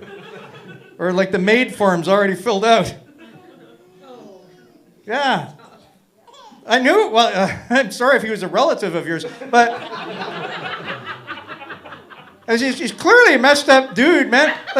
I knew right away there was something wrong even as a kid because I'm looking at the guy on the operating table, I'm doing surgery on him, and then I realized, holy fuck, this guy's eyes are open. He's aware. He's not even asleep. I thought, is there another game called Anesthesiologist you have to purchase as well? It was messed up. I don't know. And my game didn't buzz, right? It didn't buzz when you hit the side. So I said to Mom, I can't pretend to be a doctor if it doesn't buzz. And she's like, I pretend to be a coroner. All right. I'm sorry if the punchline wasn't to your liking, but what other games do we... Oh, remember Battleship? Hey, you know what was great about Battleship? Every person in here, that's the first game you learned as a kid, how to cheat. Right? That's the first game you ever learned about dishonesty. There was that wall of lies that protected you. And you'd be like, B7, miss. C4, miss. D10, hit, miss. That's what it was. It taught you how to lie. It was those fuckers from Milton Bradley. They taught everybody who ended up cheating later in life, which is 60% of people, if you cheated on a spouse, you learned it from Battleship. Right? Milton Bradley just sounds like a law firm for divorce lawyers. Right? So even when you get older, your wife might suspect you're cheating, but she doesn't really know, so she's just lobbing out possibilities like, Susan the neighbor, miss. My sister Tanya, miss. Your coworker Debbie, mistress, miss. All right, I thought that was better. All right. What was the other one? Oh, here's one too we played when I was a kid. Scrabble. All right. This is a true story. They had to change the Scrabble box. Do you know why? They had to do it about 10 years ago. They had the Scrabble box for the longest time, 2 kids playing Scrabble on it. And then someone realized on there, one of the words the 2 little kids had spelled out was rape. That's a true story. This little kid had spelled out rape. Now, R-A-P-E, there's other words you can make from that. Right? Like pear, reap, all those things. But so you know that kids wouldn't do that, a kid wouldn't do that, without a reason. Right, this kid was this was a cry for help that everybody ignored on this box. Like it was like one of those prisoners of war that's being forced to read out a statement, like some propaganda statement, but he's trying to like blink in Morse code at the same time. He's like reading out, the United States should not be encouraging and do an incursion on this sovereign land. And meanwhile, he's blinking up SOS. These guys are dicks with his eyes. So, all right, okay, well, whatever. I was just looking at I was just thinking, what are the other words on the board? And then I realized, holy shit, not only was there rape, but there was scout and master and Kevin. I was thinking, this kid was sending a message, but meanwhile, one of the adults in the room was like, you can't use proper names.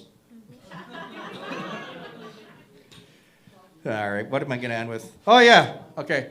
I ordered pizza the other day for the office because I'm not poor anymore. Couldn't always afford these Costco jeans. Ordered pizza for the office and I ordered like 20 of them. You know what the fucker did when he delivered the pizza? He didn't just he left them out front, but he didn't leave them flat. He just put them all on their sides.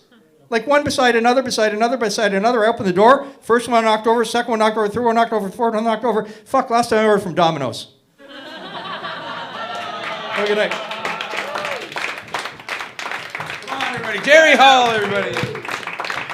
All right, let's keep it going. We're getting close to the end of the 5-minute sets. We're getting into the 3 soon. But your next comic has a full 5. Please give a warm welcome for Mr. Taye Powell, everybody.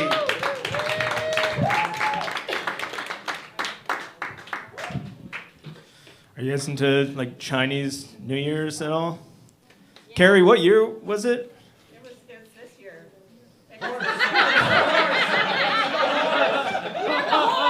All right. Guys, I might have dyslexia. I wrote down fire hose.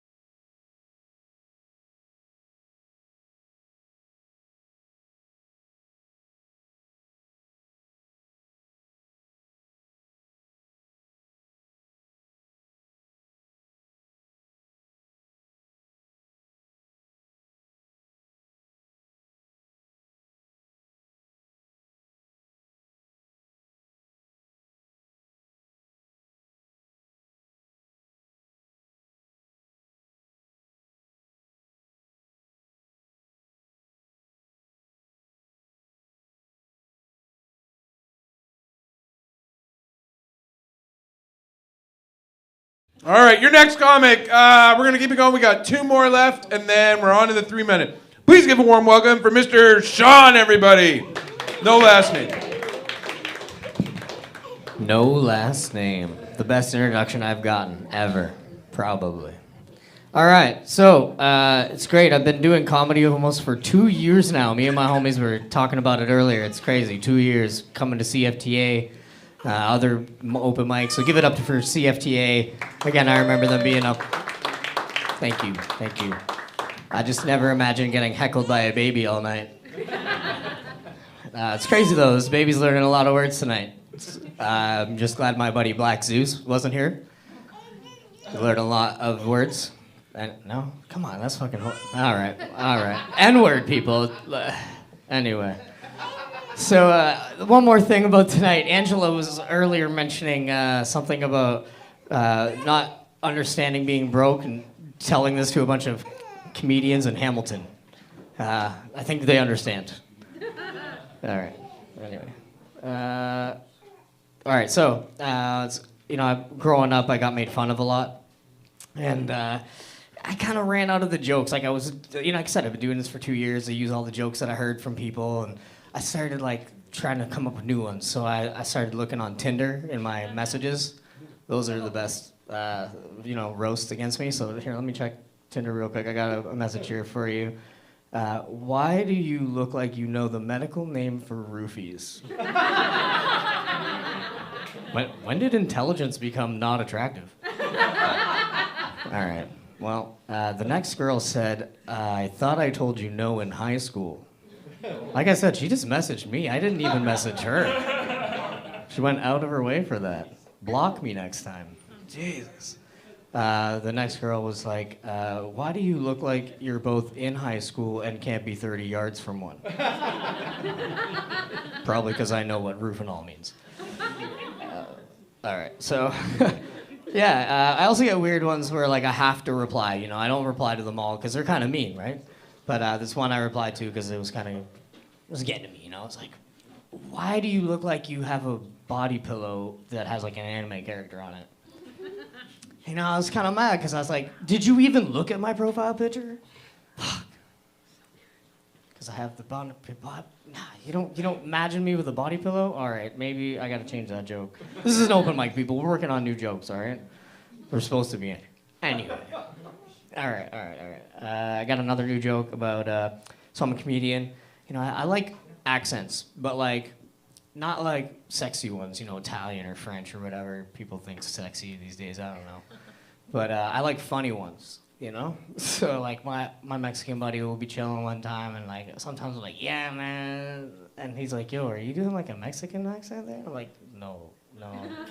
He doesn't because I clearly am being yeah, man. I'm clearly doing some Cheech and Chong shit because I'm a stoner and whatever. But, it gets me in trouble, man. I'll be at the store, I'll go to the Busy Bee and they'll be like, you want a bag with that? And I'll be like, no, bro, I don't want a fucking bag with that. And it's crazy because Matt's just this white guy that works at Busy Bee on the weekend, and he's white, so I really shouldn't be doing the accent. All right, that worked in my head a lot better. We're going to move on. I know, anybody else not from Hamilton here? Yeah, okay, a couple people. So everybody knows about the crackdemic that's been plaguing our city for a while. Luckily, I escaped that for the last 6 months. I've been clean, Yeah, because I'm just bathing, so I'm clean. Still smoking crack. That's just hard to get rid of. Fuck. I live in Hamilton, man. It's everywhere. Anyway, so I grew up in Hamilton, it's a stupid name like Sean, nobody comes up with some special something for, I hang out with this girl Jennifer, her name's Jen, we hang out with Taye. I think his name's really Taylor. I don't think it's Taye Powell.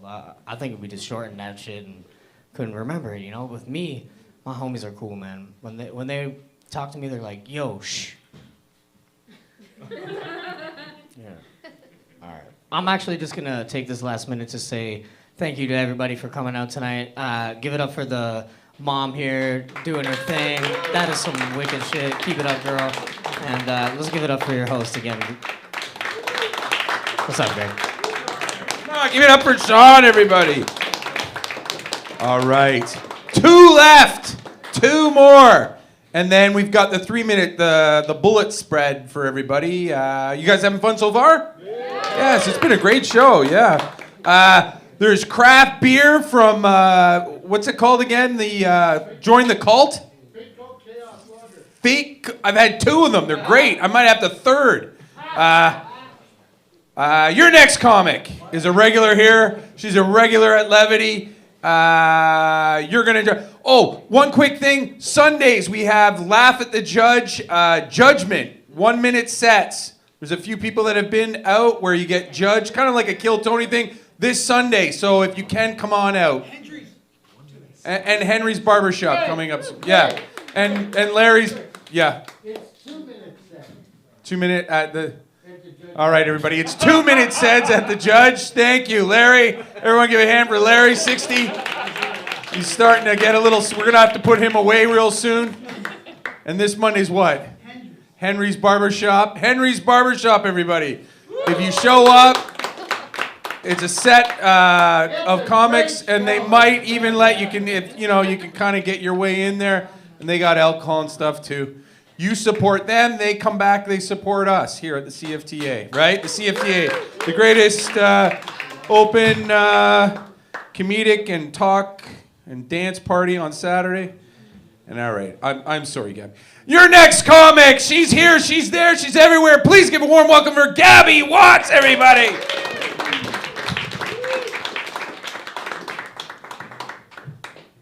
Thank you, Greg. Hello. Hi.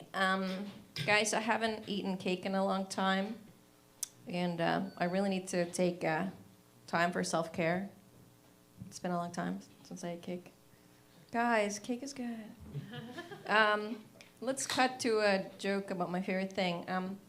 We have a medical assistants in dying here. They call it MAID. And everybody thinks that, like, that's so great. You know, we have free health care and all that. But in the States, they don't need MAID because they just have guns. I think I'm more of a DIYer, you know. I don't want them to do it. Guys, when I die, I want to have an open casket so you guys can come and do a sad bukkake. Please come. I used to have a job where I was being sexually harassed all the time by my friend and boss, Josh. And one of the more mortifying things he said is that in front of everyone, he said to my friend Brody, he said, "Brody, let's split a rape on Gabby, a rape charge."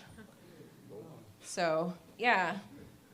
So I was also, like, because he was kind of implying the more people rape a lady, like, you split the rape charge, right? It's like, if there's 6 guys, you get a 6th of the rape charge. So it was kind of witty, and I was mad. And it took me a few years to come up with a comeback, and it's this. You can't do that because I actually want to fuck Brody. You know?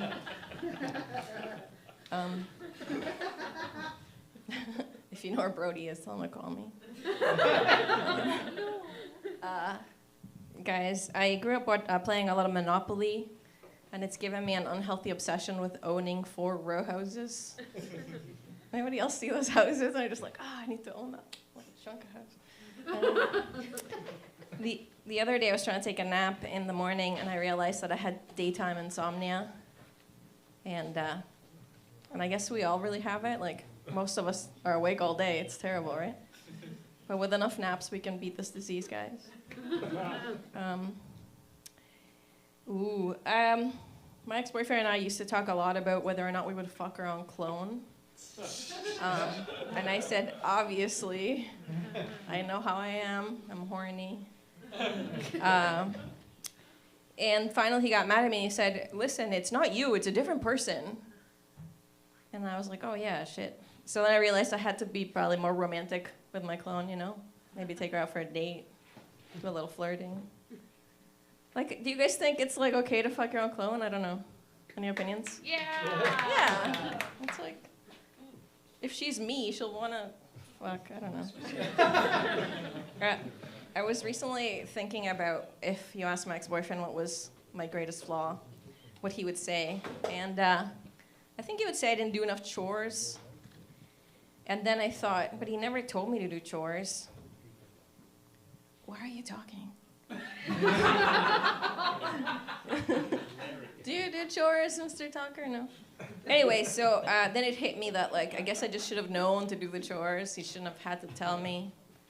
And then I realized, like, oh, I am the guy. Like, he was a woman, secretly hoping for, like, 10 years that I was going to do the chores. But, like, I didn't want to clean the litter box. It's gross. Like, what? Anyway. Guys, every year around in wintertime, people say, if you're over 40, don't do shoveling. Shoveling's so hard on your heart. But I don't like to do a lot of things with my body. I like to have sex, dance, and shovel. So if I die shoveling, just like be happy for me, you know? I died doing something I liked. I don't like when celebrities die and they don't give you a cause of death. They're like, oh, I guess they died. Find out later. Like, I need to know why. Like, if one of us died, I don't think it would be like, oh, Gabby died. I don't know. It's just a mystery. So I feel like we should all come up with like a placeholder cause of death.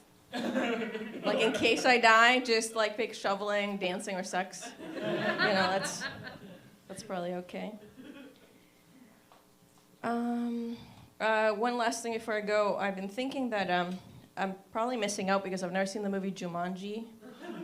Like, I've been trying to fit in with my friends by trying to interject and be like, they're like, oh, I was fighting with my boyfriend. I'm like, oh, just like in Jumanji, right? They're like, no, not at all. That's not it. That's not in Jumanji. Wait, is it? I don't know. Okay, one more thing. I feel like martini espressos are huge right now, and everybody thinks they're like really classy. Oh. That sucks. But like 20 years ago, people were drinking vodka Red Bulls, and everybody was like, oh, you're gonna die. It's like uppers and downers together. I'm like, even in the Wikipedia of vodka Red Bull, it says health concerns. But in the vodka martini, it just says like, it's a nice drink. So I think we need better PR. Justice for vodka Red Bull, guys. All right, thank you. Bye. Come on, keep it going. Yes. My favorite was when she policed her own set. Who's talking? Right? Shut up! All right, we got one more after your next comic. And this young lady has her own room in Oakville. And it's called Figaro? Yes, Figaro. Figaro, yes, I got invited. I can't wait for...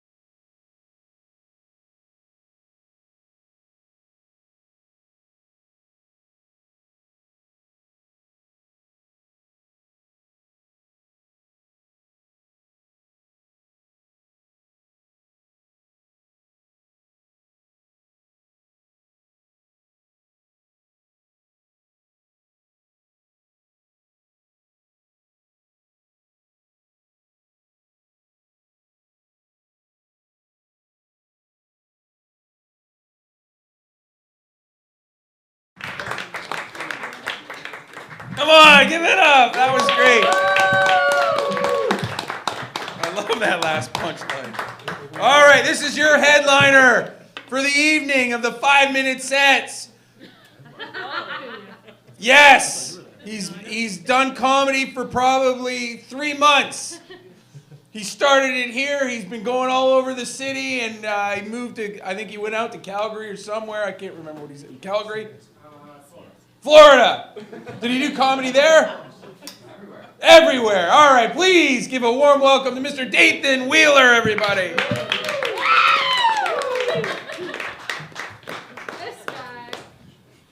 All right, Hamilton, how we feeling tonight?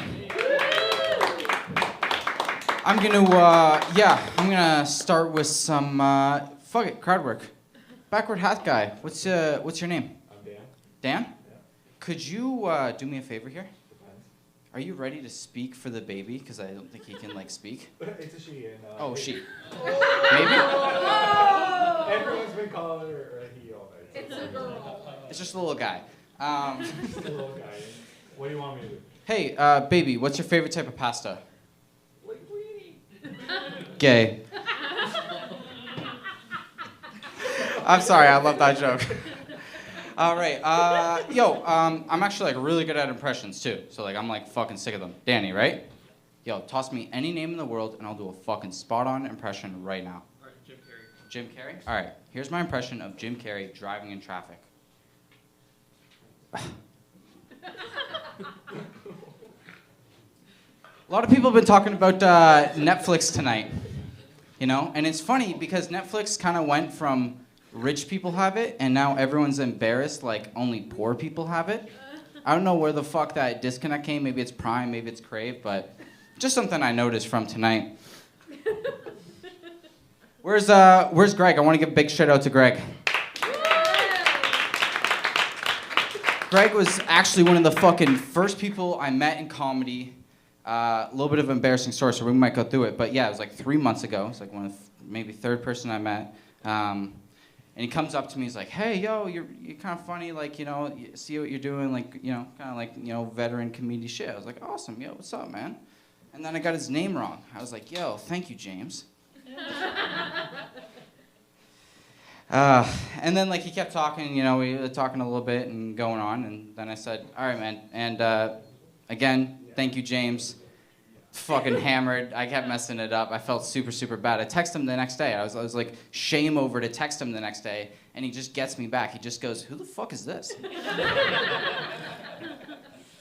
But no, we went to a show together, and I was like, "All right, man, I'll go up. I'll do this." It's in an East Hamilton bar with East Hamilton bar patrons. Trevor, I think Larry was there. It was a fucking great show. Yeah, I went up and did my shit. Someone said something in the crowd, and I didn't understand them because they were East Hamilton bar patron.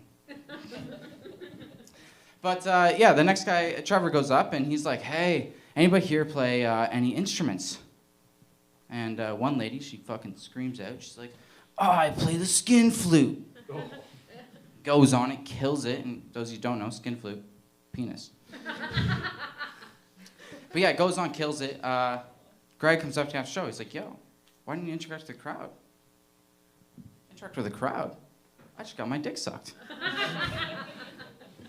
We got a lot of folks from all over, right? We got some from Hamilton. You guys from Hamilton? Where are you from? Burlington. Fuck you.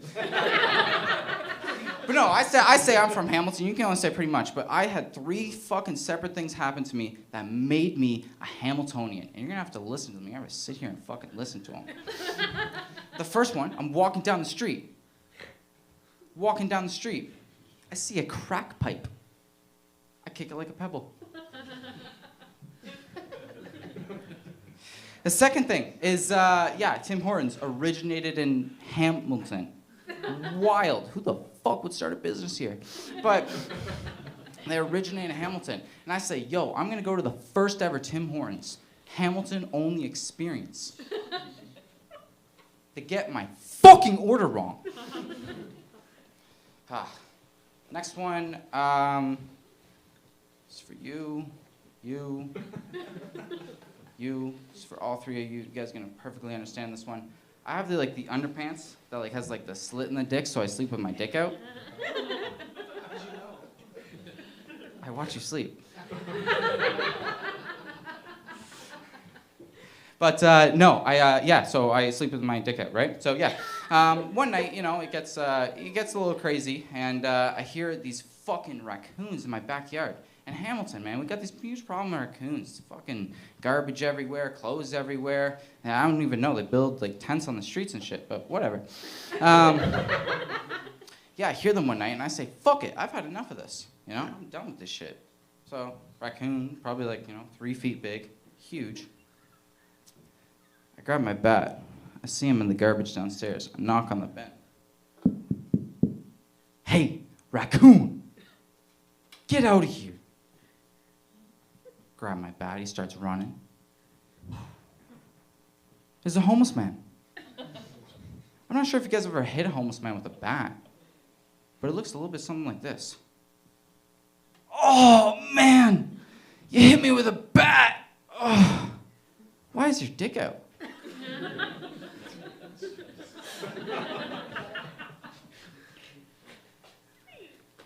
That's really all I got, and I just want to give a big shout out to CFTA. It's been a great fucking night, everyone. A huge amount of comedians.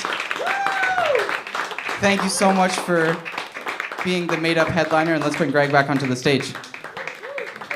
All right, come on, give it up for Dayan Wheeler, everybody.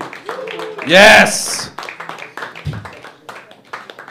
Homeless raccoon beatings. All right. Have you enjoyed your show? There's still a couple more to go, though. You got, because there's only 3, we're going to allow a little bit of extra time, especially for this veteran who's coming up next.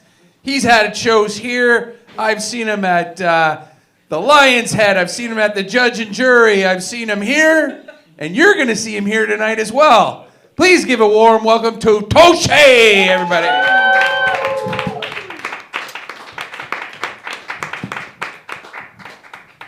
Hi, Sloan.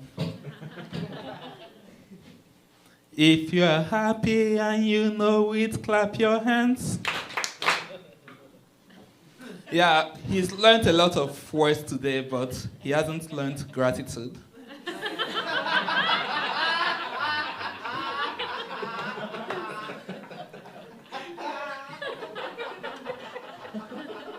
Yeah, this is one thing that stand-up has given me, guys, seriously. Because before I started doing this, I used to be jobless. I'm still jobless. Where I used to be. But, man, LinkedIn has messed me up so much that I can't wait for the day. Like, my biggest hope in life is that I stay alive long enough to see the fall of LinkedIn. Like, I want to be alive to see sex workers post their contents on LinkedIn. After all, it's a job site, right? This always loses the crowd. But yeah, with LinkedIn, I'm jobless and I go to look for jobs, and every single morning they tell you 1 person looked at your profile, 5 people looked at your profile, 20 people looked at your profile. So who are these people? You have to pay for the premium. Nigga, I'm jobless. Where do I fork out $29 to pay for premium? And this is before taxes. Like, why would a jobless person pay tax? What would be the tax on $0? Homelessness.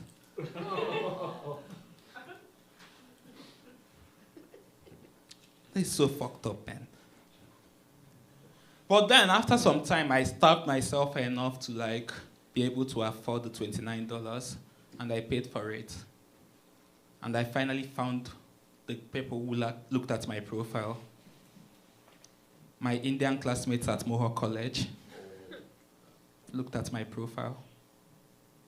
The worst of it all, my high school teacher, the one that said that I would never make it in life, she looked at my profile. And I checked her own profile. She's following just one account. mine. Meaning that the only reason this wicked woman joined LinkedIn was to check whether I had made it in life. And I'm proving her right. But some people can really hold grudges, man. Some people can really hold grudges. And I don't hold it against her because I earned like the hate that she's giving me right now. Because I remember one day in school, we were having this thing called morning assembly. I don't know whether you guys do it here. Like, every morning you start with praise and worship because it was a Catholic school, and you start with songs of gratitude and shit. So, sorry, there is nothing shitty about it. Gratitude. Yeah, but it was my turn to lead the songs for that day, and I started that same song that I sang. But I sang it the wrong way. So I sang, if you're happy and you know it, clap your ass. This is my origin story, guys. I don't need the whole 1 minute that you are giving me. I don't have enough materials for 5 minutes, man. Thank you so much, guys. Come on, Toshi, everybody. Don't forget this, buddy. Jesus.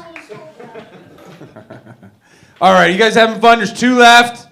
Don't go anywhere. You're staying, right? Yeah, all right. You're an ex-comic? Okay, yes, sir. I met him tonight. Is he from Hamilton? No? All right, I'm going to find out. You guys are going to find out. Please give a warm welcome to Stefan Bradley. Bradley. Jesus, I was way off on that one. Here you go, buddy. Burlington. Man, they hate us here. It's fucked, man. First of all, I'm not your Lord and Savior, guys. Guy Fieri. I'm not. So don't ask me for a signature. Because I won't. I'm not that guy. Anyways, has anyone done the ancestry thing? Yeah. What'd you find out? Anything? I found out I'm the whitest person in the room. Yeah. Anyone else find something not colonial? Because I had the same problem. Anyone find something cool? We all, no, none of us found something cool. So it turns out I'm very, very, very, very white. Very white. I'm so white I'm blue. Have you guys looked at your wrists? It's fucking blue. If you ain't blue, I'll figure out something racist for that. If you ain't blue, go... No.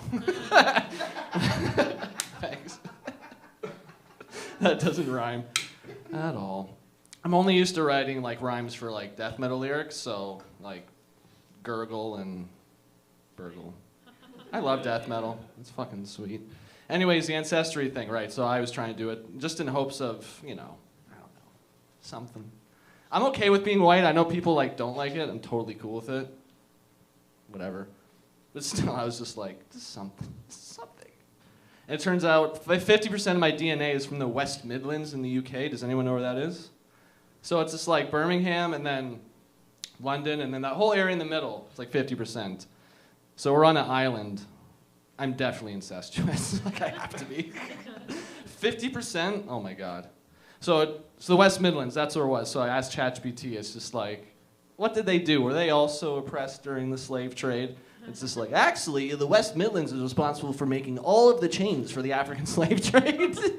All of this, and they were good. Like, Africa's like, gimme. Like, these are great for slavery reasons.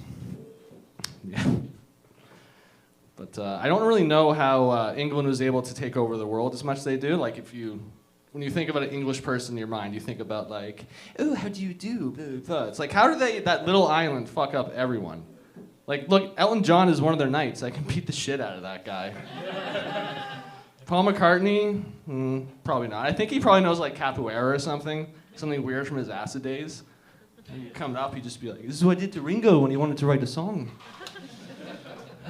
I like Ringo. What's wrong with Ringo? How do you be in a band with the 3 most talented people and then just hang out? Like, that sucks. I'm sure he's fine. Anyway. What's my time? 3 minutes. 3 minutes? I have 3 minutes? No, you're almost at 3 minutes. Okay. Anyone have hemorrhoids? Why haven't they fixed it yet? They have small ass phones. Even when the iPod Nano came out, it's just like, guys, like, what's going on here? I can't have saline baths every day 3 times and put on Preparation H after every bowel movement 7 or 8 times a day, which is the normal amount. So I just endure. And I sit, I need to do more squats, because, yeah. Bony ass hemorrhoid. Thank you.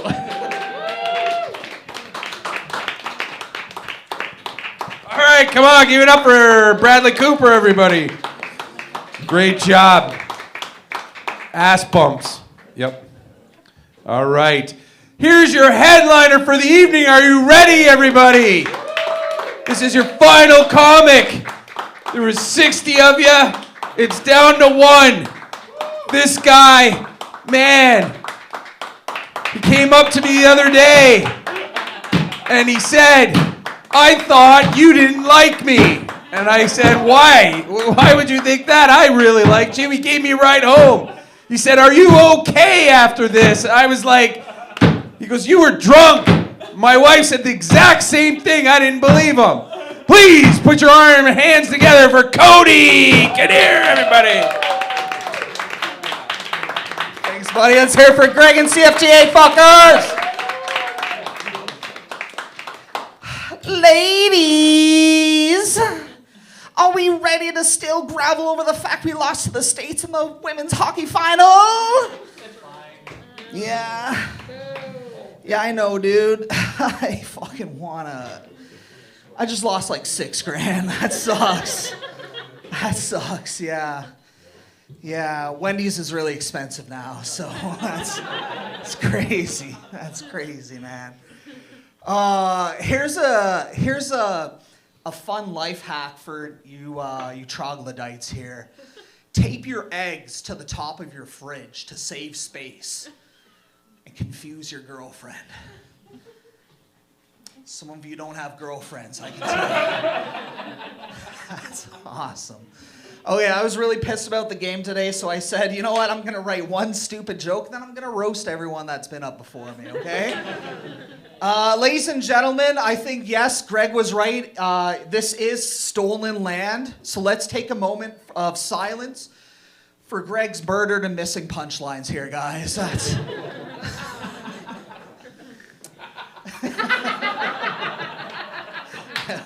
It gets worse from here, dude. That's...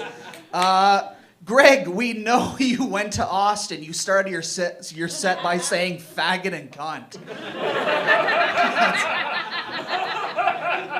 I think every American there starts their sentence off with that.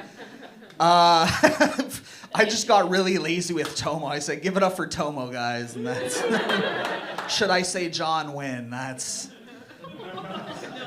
You don't remember his set either. Miss Sarah, yeah, let's give it up for her, guys. I love that you bring your baby to every one of your sets, dude. It's like having your own heckler. Except this time we don't have to deal with just Larry's dirty diaper. That's awesome. Hey guys, he got his bus fare. He's gone now. It's all right. Rebecca Hardy, let's hear it for the female Jerry Hall, guys. If Amber Alerts used a male name, it would be Rebecca's first victim, that's for sure, right? We don't like that one. Isn't it crazy that Rebecca had a healing stone glued above her pussy? That ain't fixing her chlamydia, guys. That's crazy.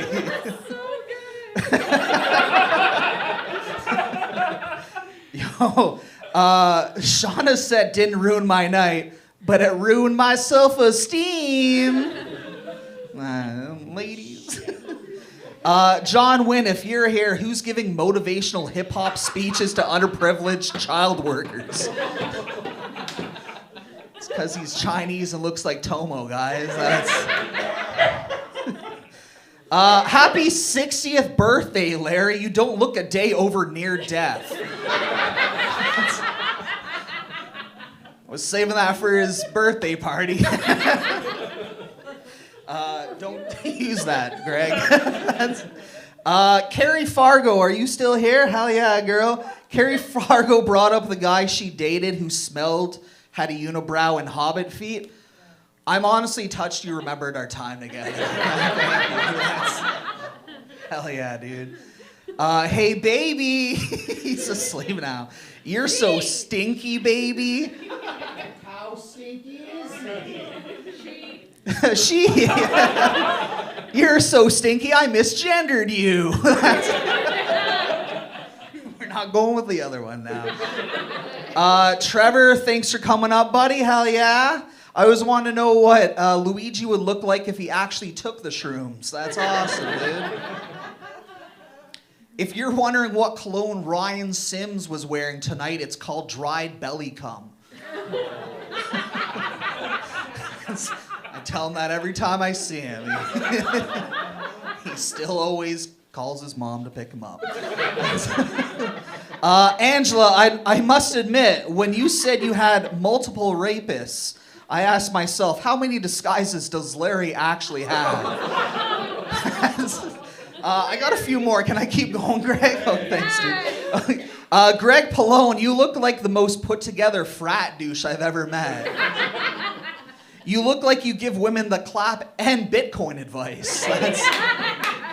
That's it. He's cool. He's fucking hilarious. Jerry Hall. What can I say about Jerry Hall that hasn't been said to a police investigator? Taye, you're more attractive than I thought. It almost led me into thinking that you had dated Chosen. That was a rape joke, guys. Yes. Sean, those were great roasts, buddy. I was thinking about that too. Gabby, don't be upset with Larry for talking during your set. The dude needed bus fare. That's going back full circle here, guys. Hey, baby, you're so cute and innocent. You're so cute and innocent. Toshi's getting jealous. That's it. Doesn't Nat look like she gets HR called on for her mid-pussy game? No? Okay. Sorry, you said you had a Valentine's date and you're here on a Thursday. I don't think it went well, guys.